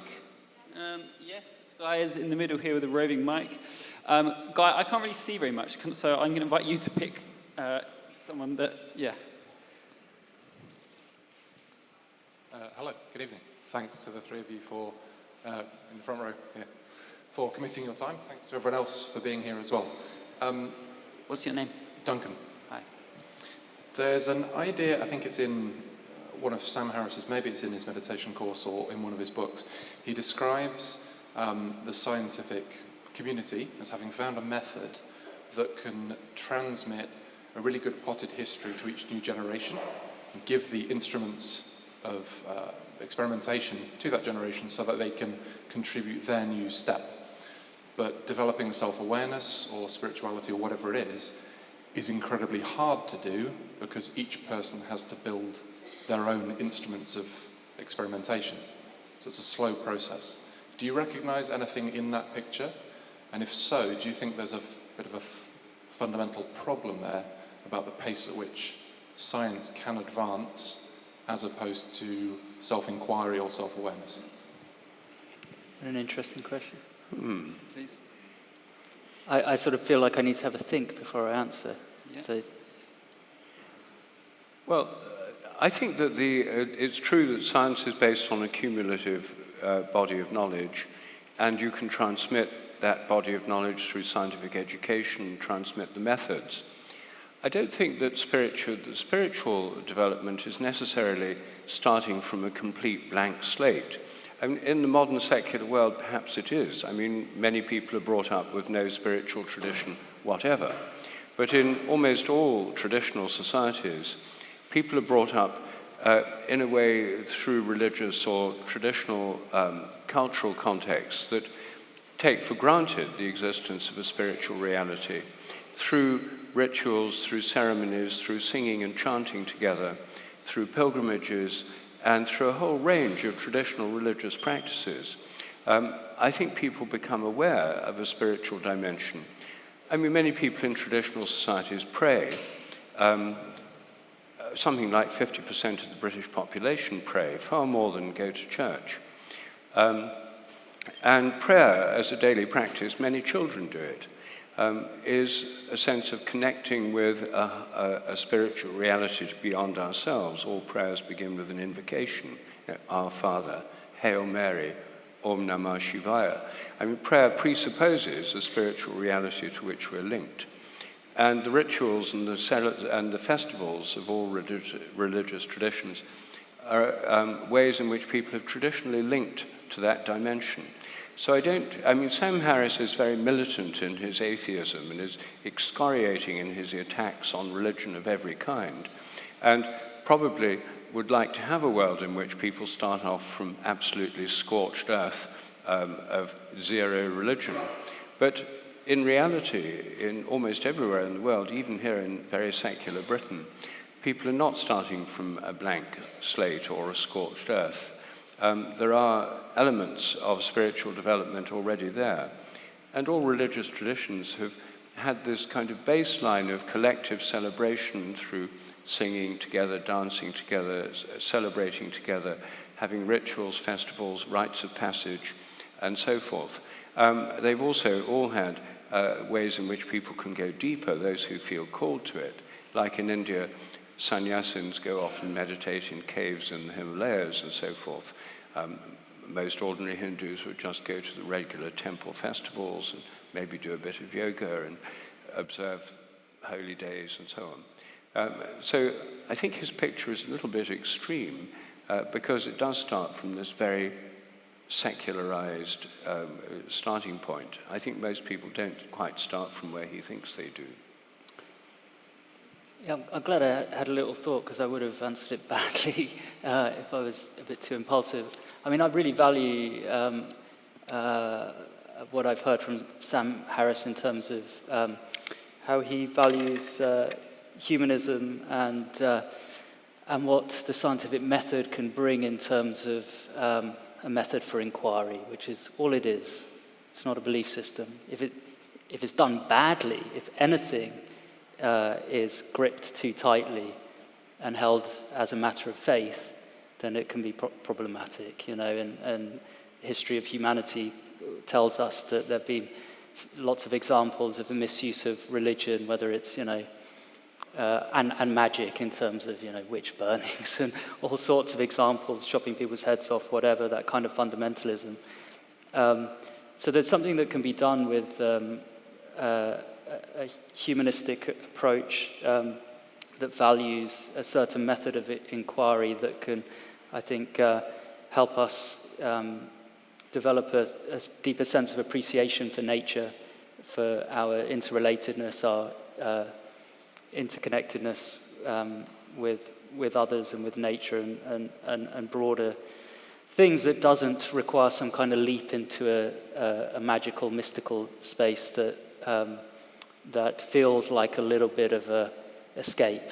That's what worries me about any kind of loose, magical, mystical notions that, in fact, they do the opposite of what they sometimes promise that they do. I'm not sure that they do provide always a deep connection, and sometimes they can provide a bit of an escape that can collapse on people.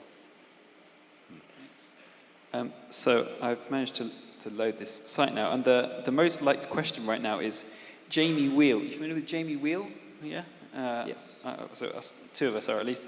Jamie Wheel has likened antibiotic use, creating superbugs, to psychedelic use, creating superegos within the psychedelic renaissance. Comment. That's from Michelle. Is Michelle out there? Do you want to give us a wave? Or yeah. Okay. Thank you. Have you come across this yet? Yeah, I think it's a fantastic amazing analogy. Yeah. And it's if I was to write a paper on the perceived limitations of psychedelic use, this is something that would go in, which speaks to a phenomenon where instead of a dissolution of self and what we invest in self, there's some kind of maybe sort of defensive reaction to the threat of self dissolving. Maybe it dissolves and then comes back, and this is his point, it comes back with a vengeance, it has a resistance. See, I interpreted it slightly differently, which is for some people that are using psychedelics, potentially very powerful ones at rather high doses, then they may believe they've obtained some kind of state of mystical enlightenment, which, it's a curious mix of they may be professing the fact that I have no ego anymore, I'm enlightened now, but are they really behaving that way? But that may actually result in very little behavior change. It may not have resulted in many positive... Or a kind of dangerous narcissism that collapses on them when they realise it's... Yeah, so I think there's two possibilities there, isn't there? There's either a kind of like, hardening and rejection because, no, I don't want to go there. Yeah. Or there's, I've kind of gone there, but I haven't integrated the experience, and now I'm just a huge narcissist. And I think, I've kind of observed both. It's really, it is really visible, and it's one of those reality checks for where we are when we're celebrating the power of psychedelics and the amazing, revelations that they can bring to us about the nature of being. That sometimes you don't quite get it, and you think that you have. But I heard Dennis McKenna refer to this as the paradox of ego dissolution. Mm-hmm. And it was a great term, and he used it at, I think it was one of the Breaking Conventions, and he used it with reference to some of the personalities that were in the space, that they weren't quite, necessarily practicing what they preached. They wanted, why aren't I more prominent in this space, and all this kind of... I think one of the important factors in helping to avoid such effects is community for me, where we can all kind of check each other or tell each other, check yourself, maybe lay off the psychedelics for a while. Maybe you need to sort of, integration time. Get some earth under your fingernails, or or do some meditation and seek other practices to sort of really let that experience bed down. How's your ego, Rupert? Well, I don't think... psychedelics can lead to ego inflation. So can an awful lot of other things. Science can. You can get people who think now they've studied science, they know so much more than everyone else. And, the whole of the past is made up of these ignorant and superstitious people, and they've risen above it. And there's lots of ways in which people's egos become very unattractively inflated. And psychedelics, I'm sure, can do that. Yeah. But I don't think it's a unique problem with psychedelics. It actually, we didn't really touch on metamodern theory in the first part, but metamodernism is a developmental stage theory, which posits that human development has happened both at the individual and cultural level in a series of relatively discrete stages. And metamodernism is this posited stage after postmodernism. A key aspect of the metamodern phase of development is seeing the truth and the utility and the importance in the views of all the previous stages of development. And this, it certainly seems to be some resonance between people that have used psychedelics and metamodern theory.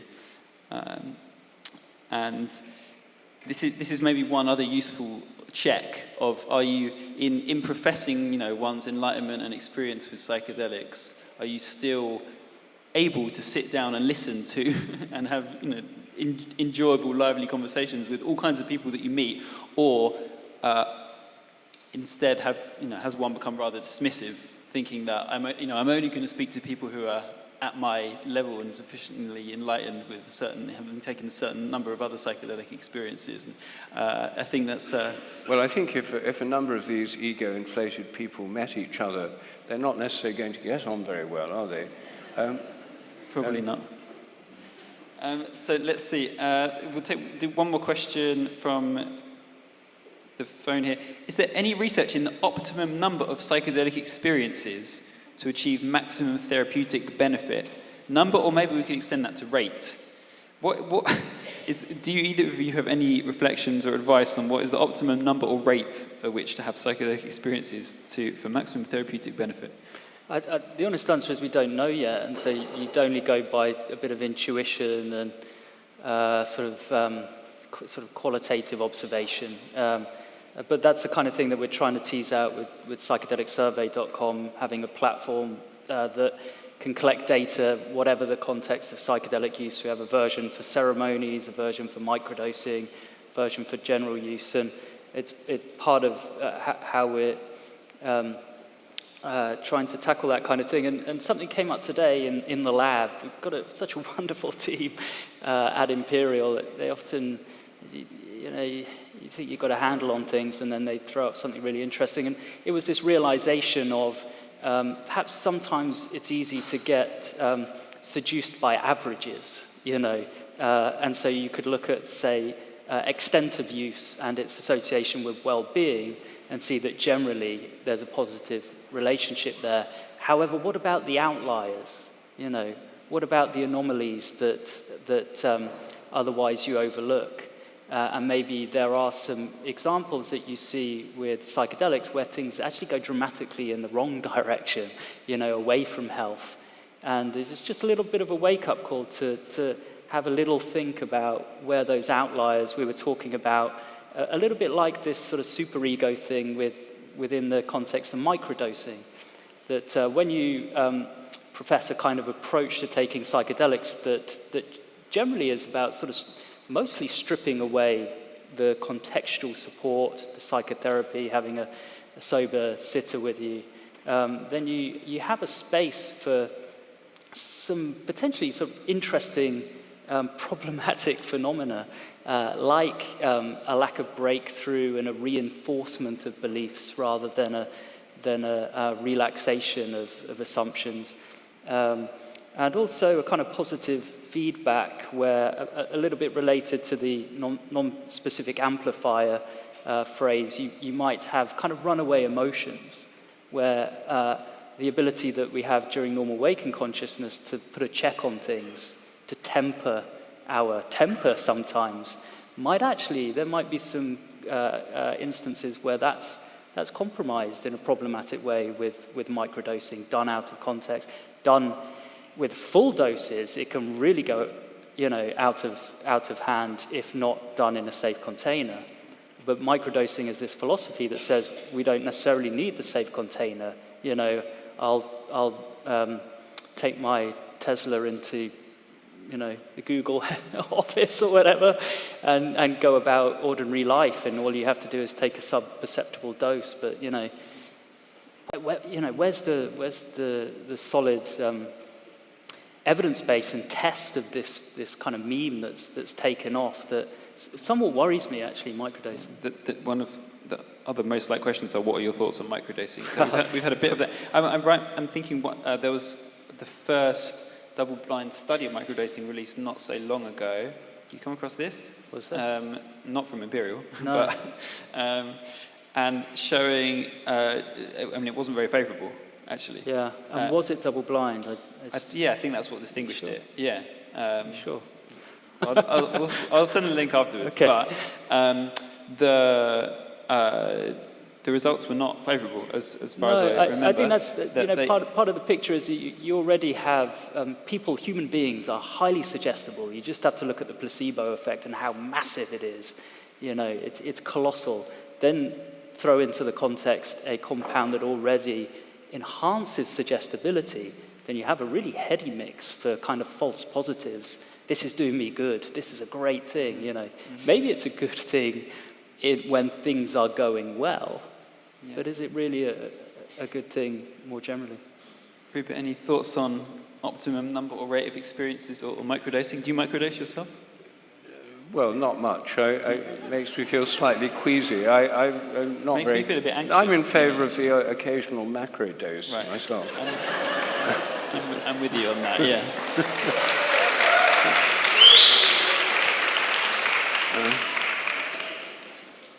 But I mean, you must have a lot of experience with this, with the retreats and things. Do you? Well, there's certainly macro doses as well, yeah. Yes. So, I mean, personally, I quite like the idea of synchronizing psychedelic experiences with the wheel of the year. If you're familiar with this, it's kind of like, pagan version of the solstices and the equinoxes and so on, and actually using them to mark some cosmically relevant occasion. So that would be, 4 if you're doing the main points, or 8 if you're doing otherwise as the whole wheel. Any thoughts on this? I think doing things ceremonially is very helpful. And I mean, after all, with some psychedelics like ayahuasca, most people do it in a ceremonial form. There are others that are done in a more informal way. I mean, like taking mushrooms out of doors in good weather in a forest setting. I mean, but every day, every week, do you have any thoughts on what's healthy or sustainable or otherwise in that regard? I haven't got many thoughts on what to advise other people about frequency or anything like that. I don't set myself up as an advisor in these areas, just as an enjoyer, I suppose. But I think psychedelics, I think they have a role, like you say, for part of the year through ceremonies. I think in rites of passage, I think they could be very helpful. And I think the kind of retreat model that you're developing could actually be adapted to a kind of rite of passage model for people when they reach a certain age, like 21 or something. And this was depicted in Huxley's Island, of course, if you're familiar with this book, where I think they're 18, or as far as I remember, when the kids on this fictional island graduate high school, then they take themselves off to the hills with some moksha medicine, which is something that sounds quite like mushrooms. And I don't think they actually have any adults with them. I think it's totally sort of self-organized amongst the young adults on that occasion. So maybe we'll get there someday. Well, a sort of vision quest model is another one, which could be adapted to this very easily. Yeah. Okay, let's do another question from the audience. Again, I'm going to let Gaia decide when she's... yeah.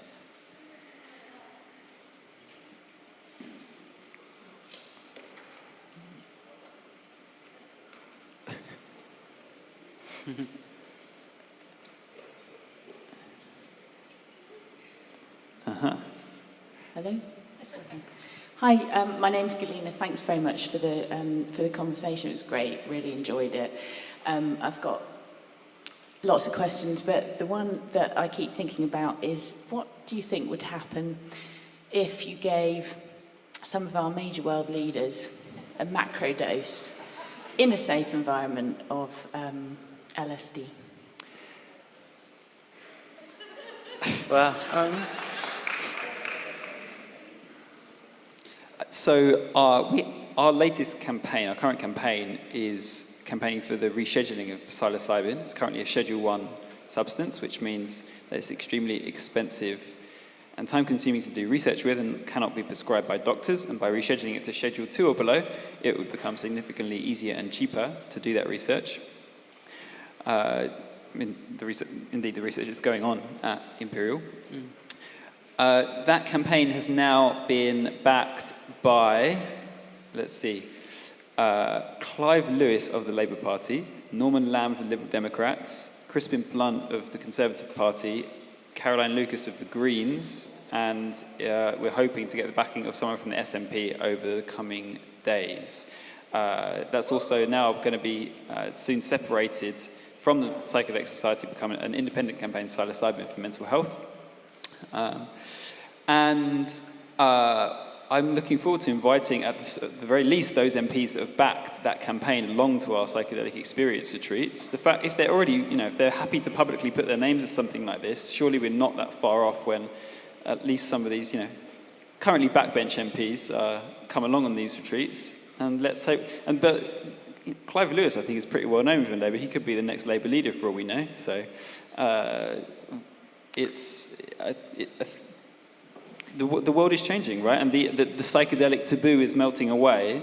And I think it's entirely plausible that in the next 10 years, we will have politicians of significant standing that will be open about their previous use with psychedelic substances. I don't think we're going to see any current world leaders going along on any of these sorts of retreats and having these experiences, but come the next generation, it's entirely plausible, and I expect that we will have I hope we will have a altogether kind of more empathetic and connected generation of politicians at that point. I just add to that, I'm conscious about how I do it because it's a project that's being spearheaded by, not really so much by me, but by colleagues in the lab and then the collaboration with MAPS. But we're interested in conflict, let's say, and so situations where there are diplomatic impasses for whatever reason. So you might think of geopolitical conflicts. They could be conflicts in opinion, Brexiteers versus Remainers, and the conflict can, of course, be more interpersonal on the level of relational. And when you ask that question, you're probably thinking of people, perhaps in your view, who are problematic political leaders who could benefit in some kind of sense of realization, revelation, that perhaps, beliefs around national identity or something are too firmly gripped by certain leaders. I would just say something that when looking into this space that Leor Rosemond, who's really been a leader, thinking these things through, was this realization of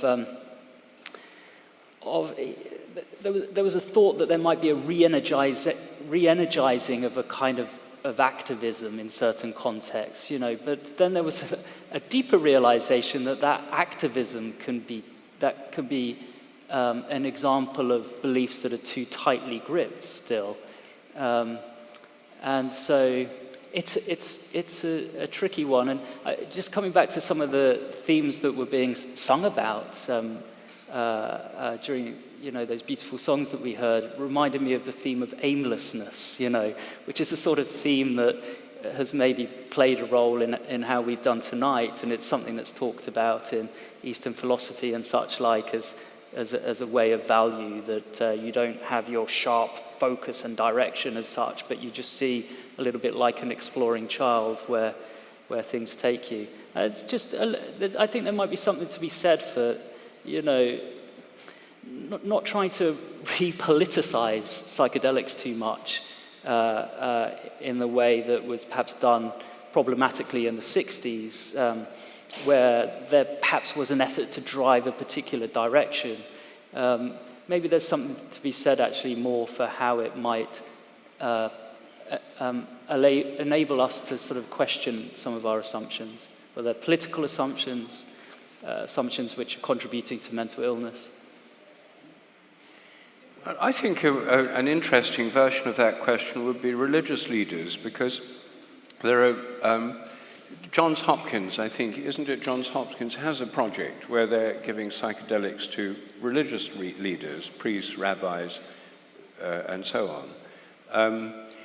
I think that's something that could be very constructive, because the altered states of consciousness or mystical states of consciousness that psychedelics can induce are similar to those in many religious mystical traditions. And instead of religions being totally separate from this world, I think it would be be a major move forward in terms of progress if the two were brought together.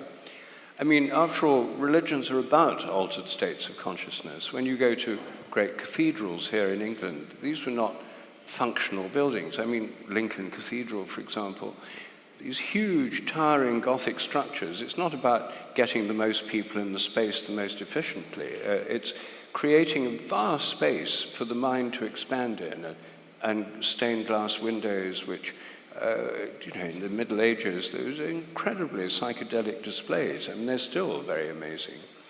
And I think reconnecting that religious imagination with psychedelics would be revitalizing for many religions. And I think it would make a bridge that would be very helpful for all sorts of people. So, I mean, there's an underground movement that some of you may know about called Cathedrals on Cannabis.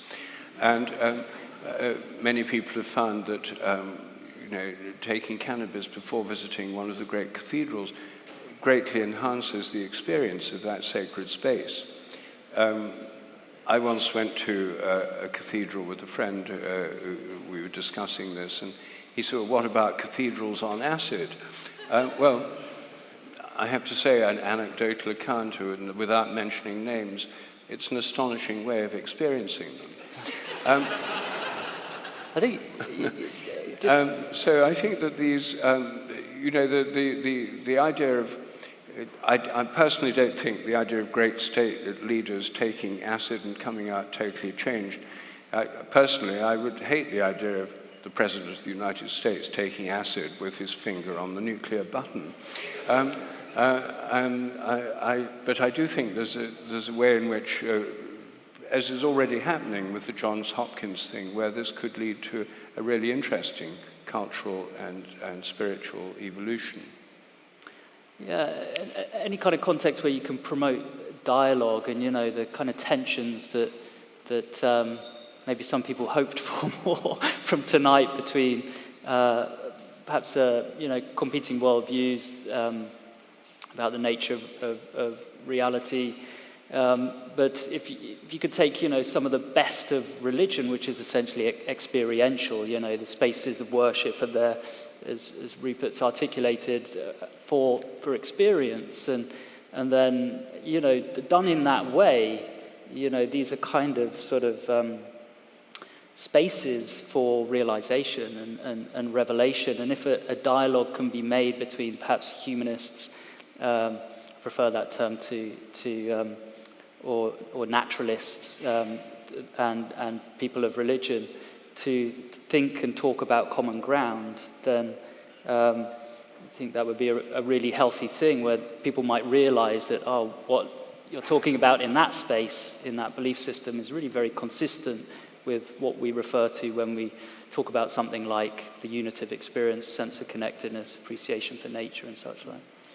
My final thought on that is, what makes us so sure that Donald Trump or others haven't taken psychedelics? That's a good one. I think it's entirely possible. The politicians tend to be very coy about any kinds of use of psychoactive substances, and we were just speaking about this super ego and narcissistic effects that can happen if it goes wrong. Maybe that's exactly what's happened in that instance.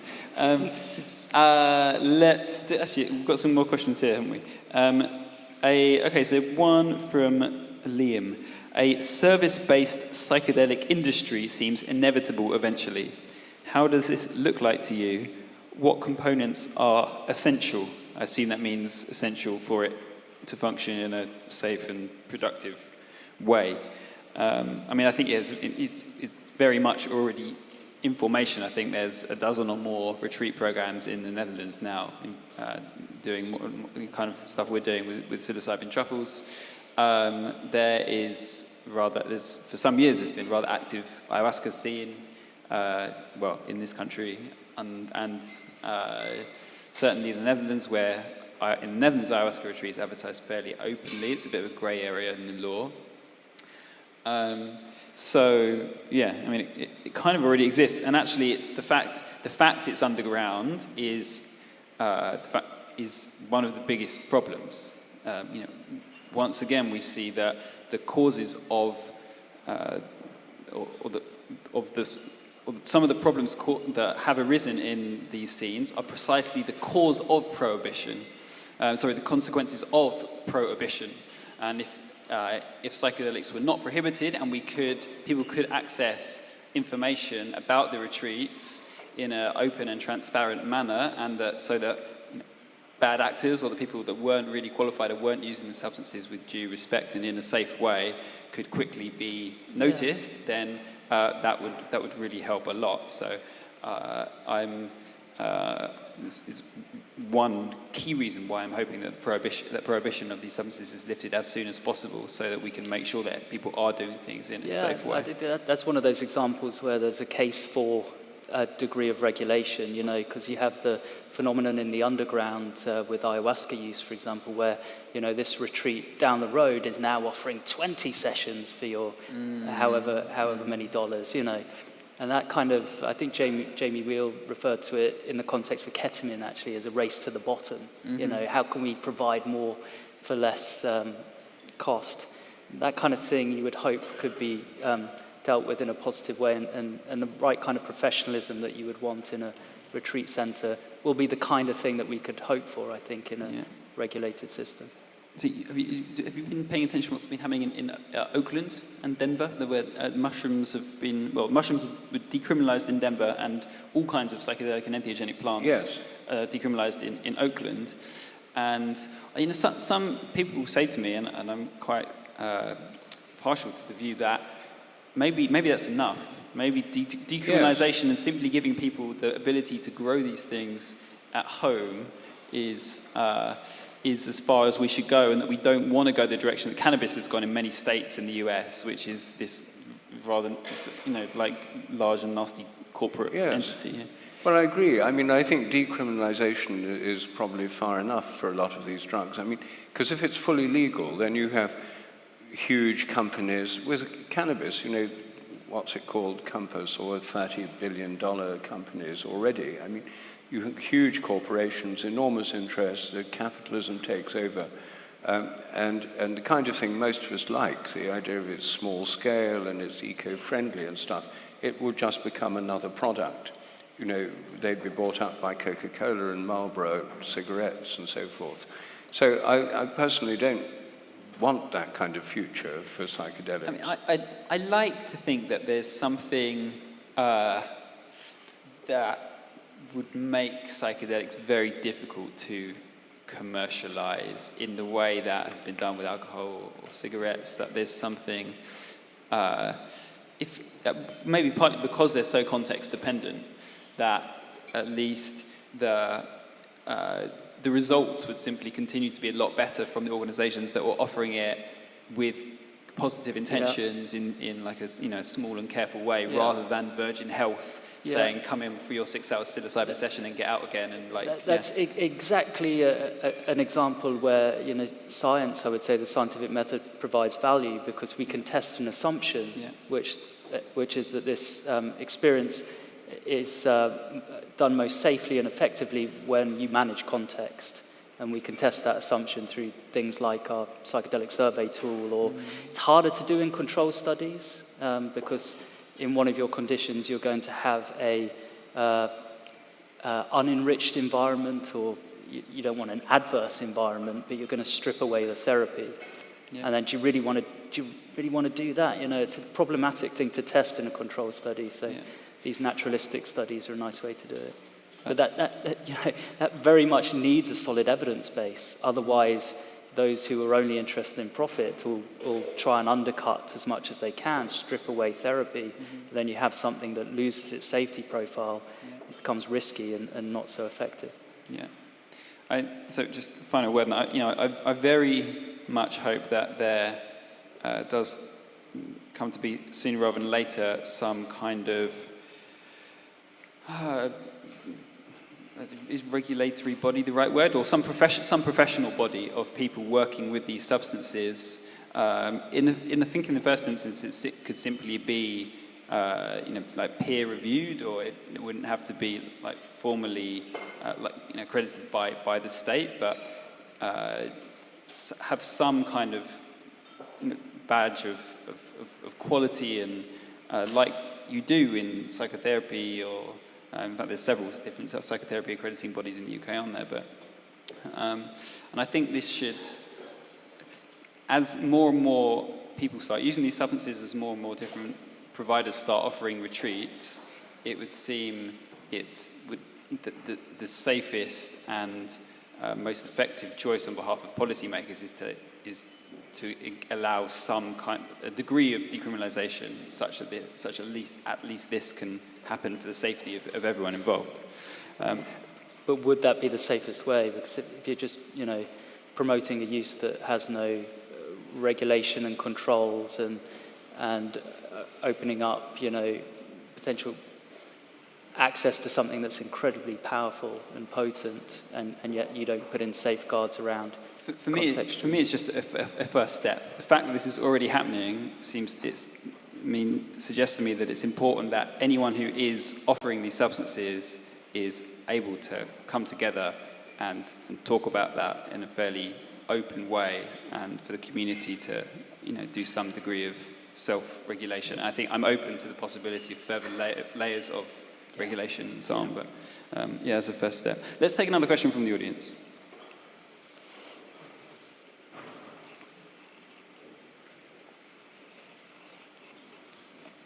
Hi, my name's Nigel. I just wanted to ask Robin specifically what the current state of psychedelic use in palliative care was, and what he saw the future as being. Yeah, I don't know if there's that much going on. I think Hopkins are looking at it again. There was this sort of unfortunate situation where Hopkins had done their brilliant work looking at end-of-life distress, and then things started to develop in a more focused way around drug development, and feedback from regulators was that end-of-life anxiety isn't a recognized psychiatric diagnosis. So how can we issue a approval for something that we don't recognize as a concrete diagnosis?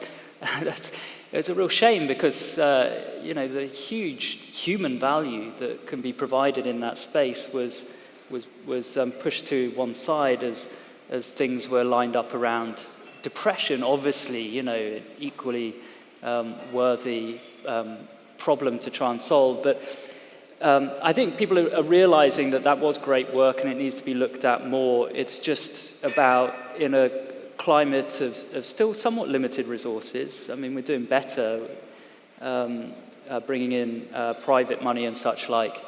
But it's just, where do you line up your ships when there are matters of prioritizing based on limited resources? But I do know that Hopkins are going to be looking at it more, looking at, I think it's okay to be saying this, dementia as well. Later life ailments is a really interesting and worthy space to be looking at, as is actually early intervention, where there are major problems in terms of current treatments. The classic pharmacotherapy drug model: take drugs every day. When you're an adolescent, is that really a workable model? And then psychotherapy is hard to gain access to, and huge demand and limited access. So there's a big problem there in that space. And if psychedelics have prophylactic potential, if they can take you away from a path of chronic mental suffering to a life that's much more fulfilling and healthy, another big case can be made for early intervention. So there's so much, isn't there, that could be positively impacted on with psychedelic therapy. To add that, okay. Back to the app here, we had a question from Alice. You mentioned a relationship between brain and consciousness. What is the current understanding of the relationship between consciousness and heart, and consciousness and gut? I did notice even both Bo and Lode in our interval spoke about. We're using different language. We're using language that was that evoked more the heart and was less heady than some of the conversation that we had previously. The psychedelic movement scene seems to me still to be rather male-dominated. Is that fair? Although it's starting to change. And I have wondered what kinds of effects that is having on the direction of research and the interpretation of these kinds of experiences. So relationship between consciousness and heart and consciousness and gut. Does that inspire anything, Rupert? Well, I mean, there's a lot of work on microbiomes now, and evidence that what happens in your microbiome can affect your body. But I think more relevant to this question, even than that, is the fact that traditional systems of understanding the relation of consciousness to the body have not focused primarily on the brain. I mean, the chakra system in Hinduism and in Buddhism has different psychic centers, the third eye, the throat, the heart, the gut. There's different chakras which are all part of our conscious, the way the mind is related to the body. It's not all through the head. I mean, modern neuroscience has this enormous brain-centered view. It's a cerebrocentric view of consciousness. And I think these traditional cultures that have seen the heart and other areas as being centers of different kinds of conscious experience. And it's true in the West as well. I mean, the medieval understanding and the ancient understanding in the West was that the heart was the main center of thought and imagination. In the Magnificat, which is part of the liturgy of evensong in the Church of England, it says, "He hath scattered the proud in the imagination of their hearts." So, that's just every day that's being said in our churches and cathedrals. It's taken for granted that the heart is the center of imagination, not just love, not like sort of a heart sign meaning love. It's a center of the deeper being and consciousness.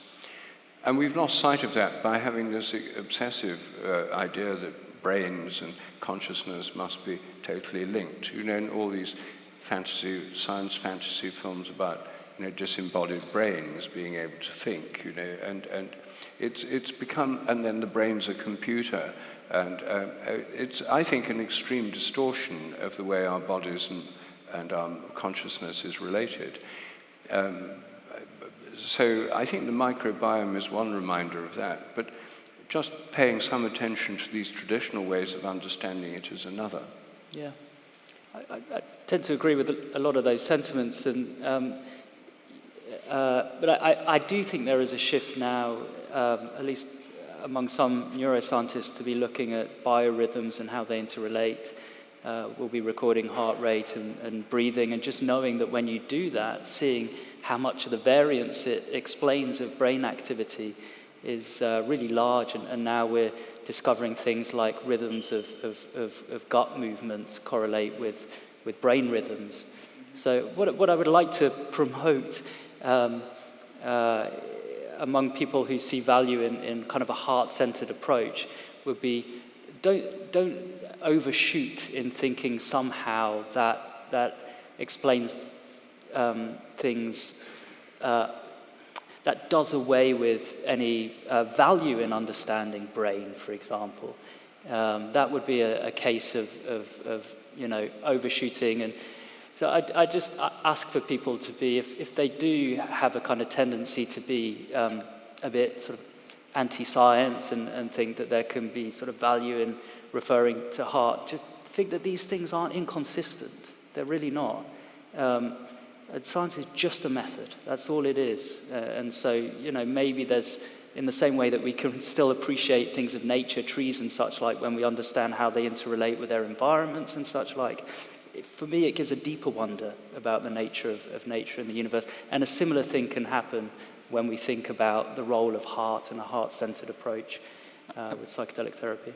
Not so long ago finished an amazing book called I Contain Multitudes, which is all about exploring the microbiome and highlights the fact that up to half of the cells in and on the human body are actually non-human, are bacterial or otherwise.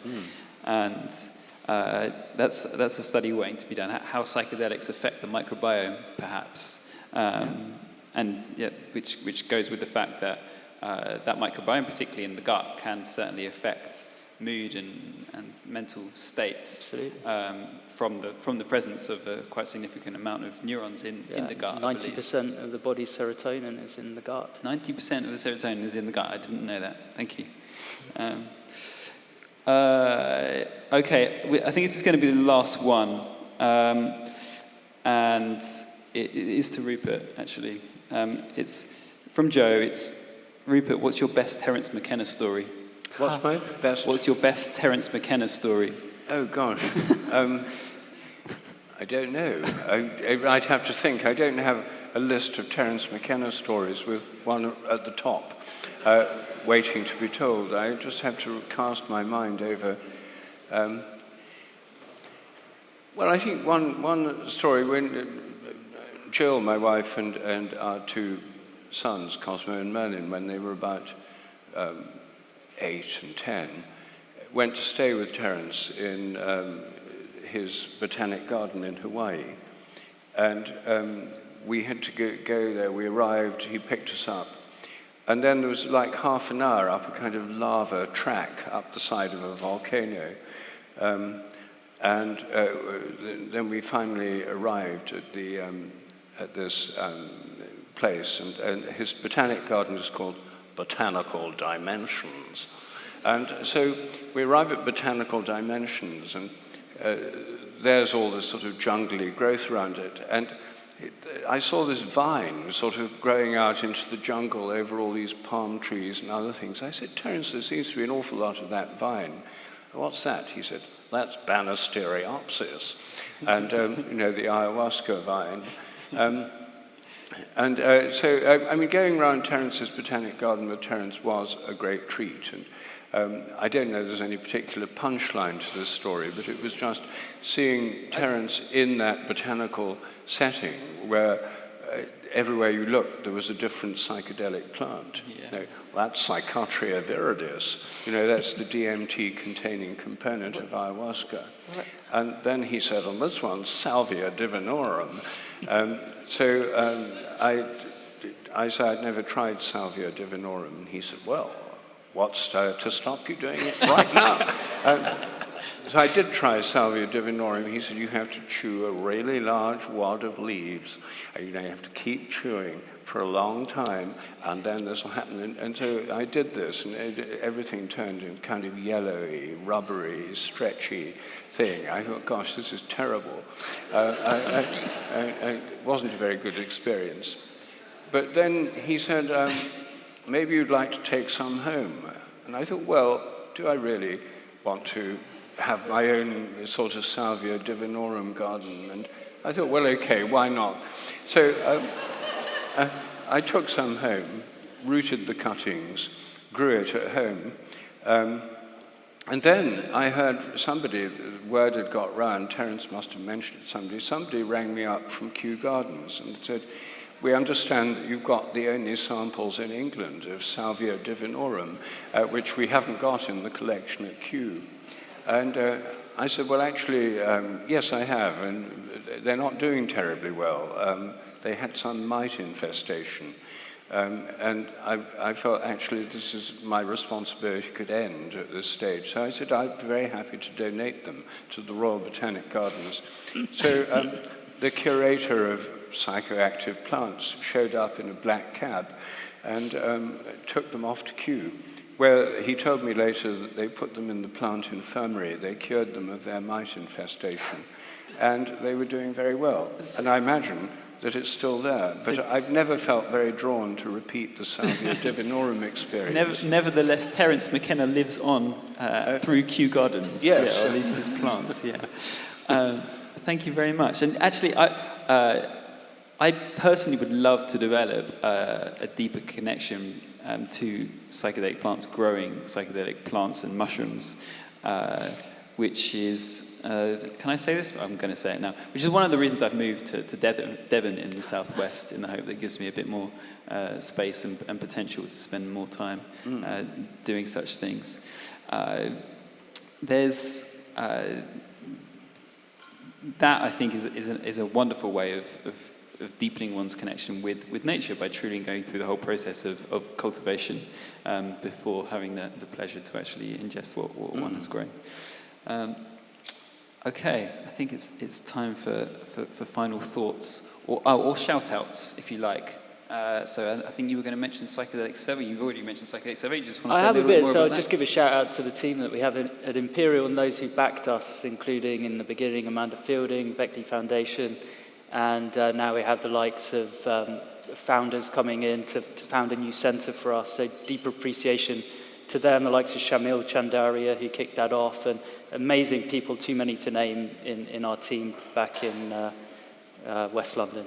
So and psychedelicsurvey.com, if you'd like to... Yeah, if you're going to take psychedelics, why not, contribute your experiences as data and contribute to the furtherance of our ability to both predict and promote the safest, most beneficial responses to psychedelics. Thank you. And you have a new book out. In fact, I think we've sold a few copies already. Yeah. Bonnie is waving up the top there. There are some left. Yes. Yeah. Cool. So, Rupert, are you going to head up there and sign some afterwards? I'll sign them. Yes, if anyone would like me to. Where? Up there? Top. Yeah, the top left. Okay. Yeah, you can see her waving. Yeah. You'd like to sign a copy of one of Rupert's latest two books, I think. It's two different types, maybe three different types of books. Well, I think there's the Ways to Go Beyond, the latest one, which is the one that contains a chapter on psychedelics and a number of other spiritual practices. The previous one, Science and Spiritual Practices, which has chapters on meditation, connecting with nature, relating to plants, singing and chanting, very much Jill's theme, rituals, and pilgrimage. I'm very keen at the moment on pilgrimage, and I'm one of the things I'm involved with at the moment is the British Pilgrimage Trust, which is reopening the ancient footpath pilgrim routes across Britain. It's a wonderful thing to do. I do it every year with my godson, and in fact, I did it earlier this week on Midsummer's Day, June the 24th, to Chichester across the salt marshes near there. And so anyway, that's that book. And I also brought a few of the Science Delusion, which deals with, I mentioned earlier, the 10 dogmas of science and how we could go beyond them. Very good. Thank you very much. Any final shout-outs from me? Let's see. So many of you may already be aware that the Psychedelic Society has a thriving community in London. We have our own space right by Homerton Station in East London. Not so far from here. Events go on there every evening, more or less, and throughout the weekend. And we now also are open for co-working during weekday daytimes. It's a rather wonderful space to get work done at, I have to say, and we share lunches every day there, and also offer morning activities, yoga and meditation. So if you're looking for somewhere to work, come check it out. The retreats you've heard about, and the campaigning work, keep your eyes peeled for this new organisation, psilocybin for mental health, backed by that list of MPs that I mentioned earlier. Thank you so much for your attention this evening, and see you again soon, hope.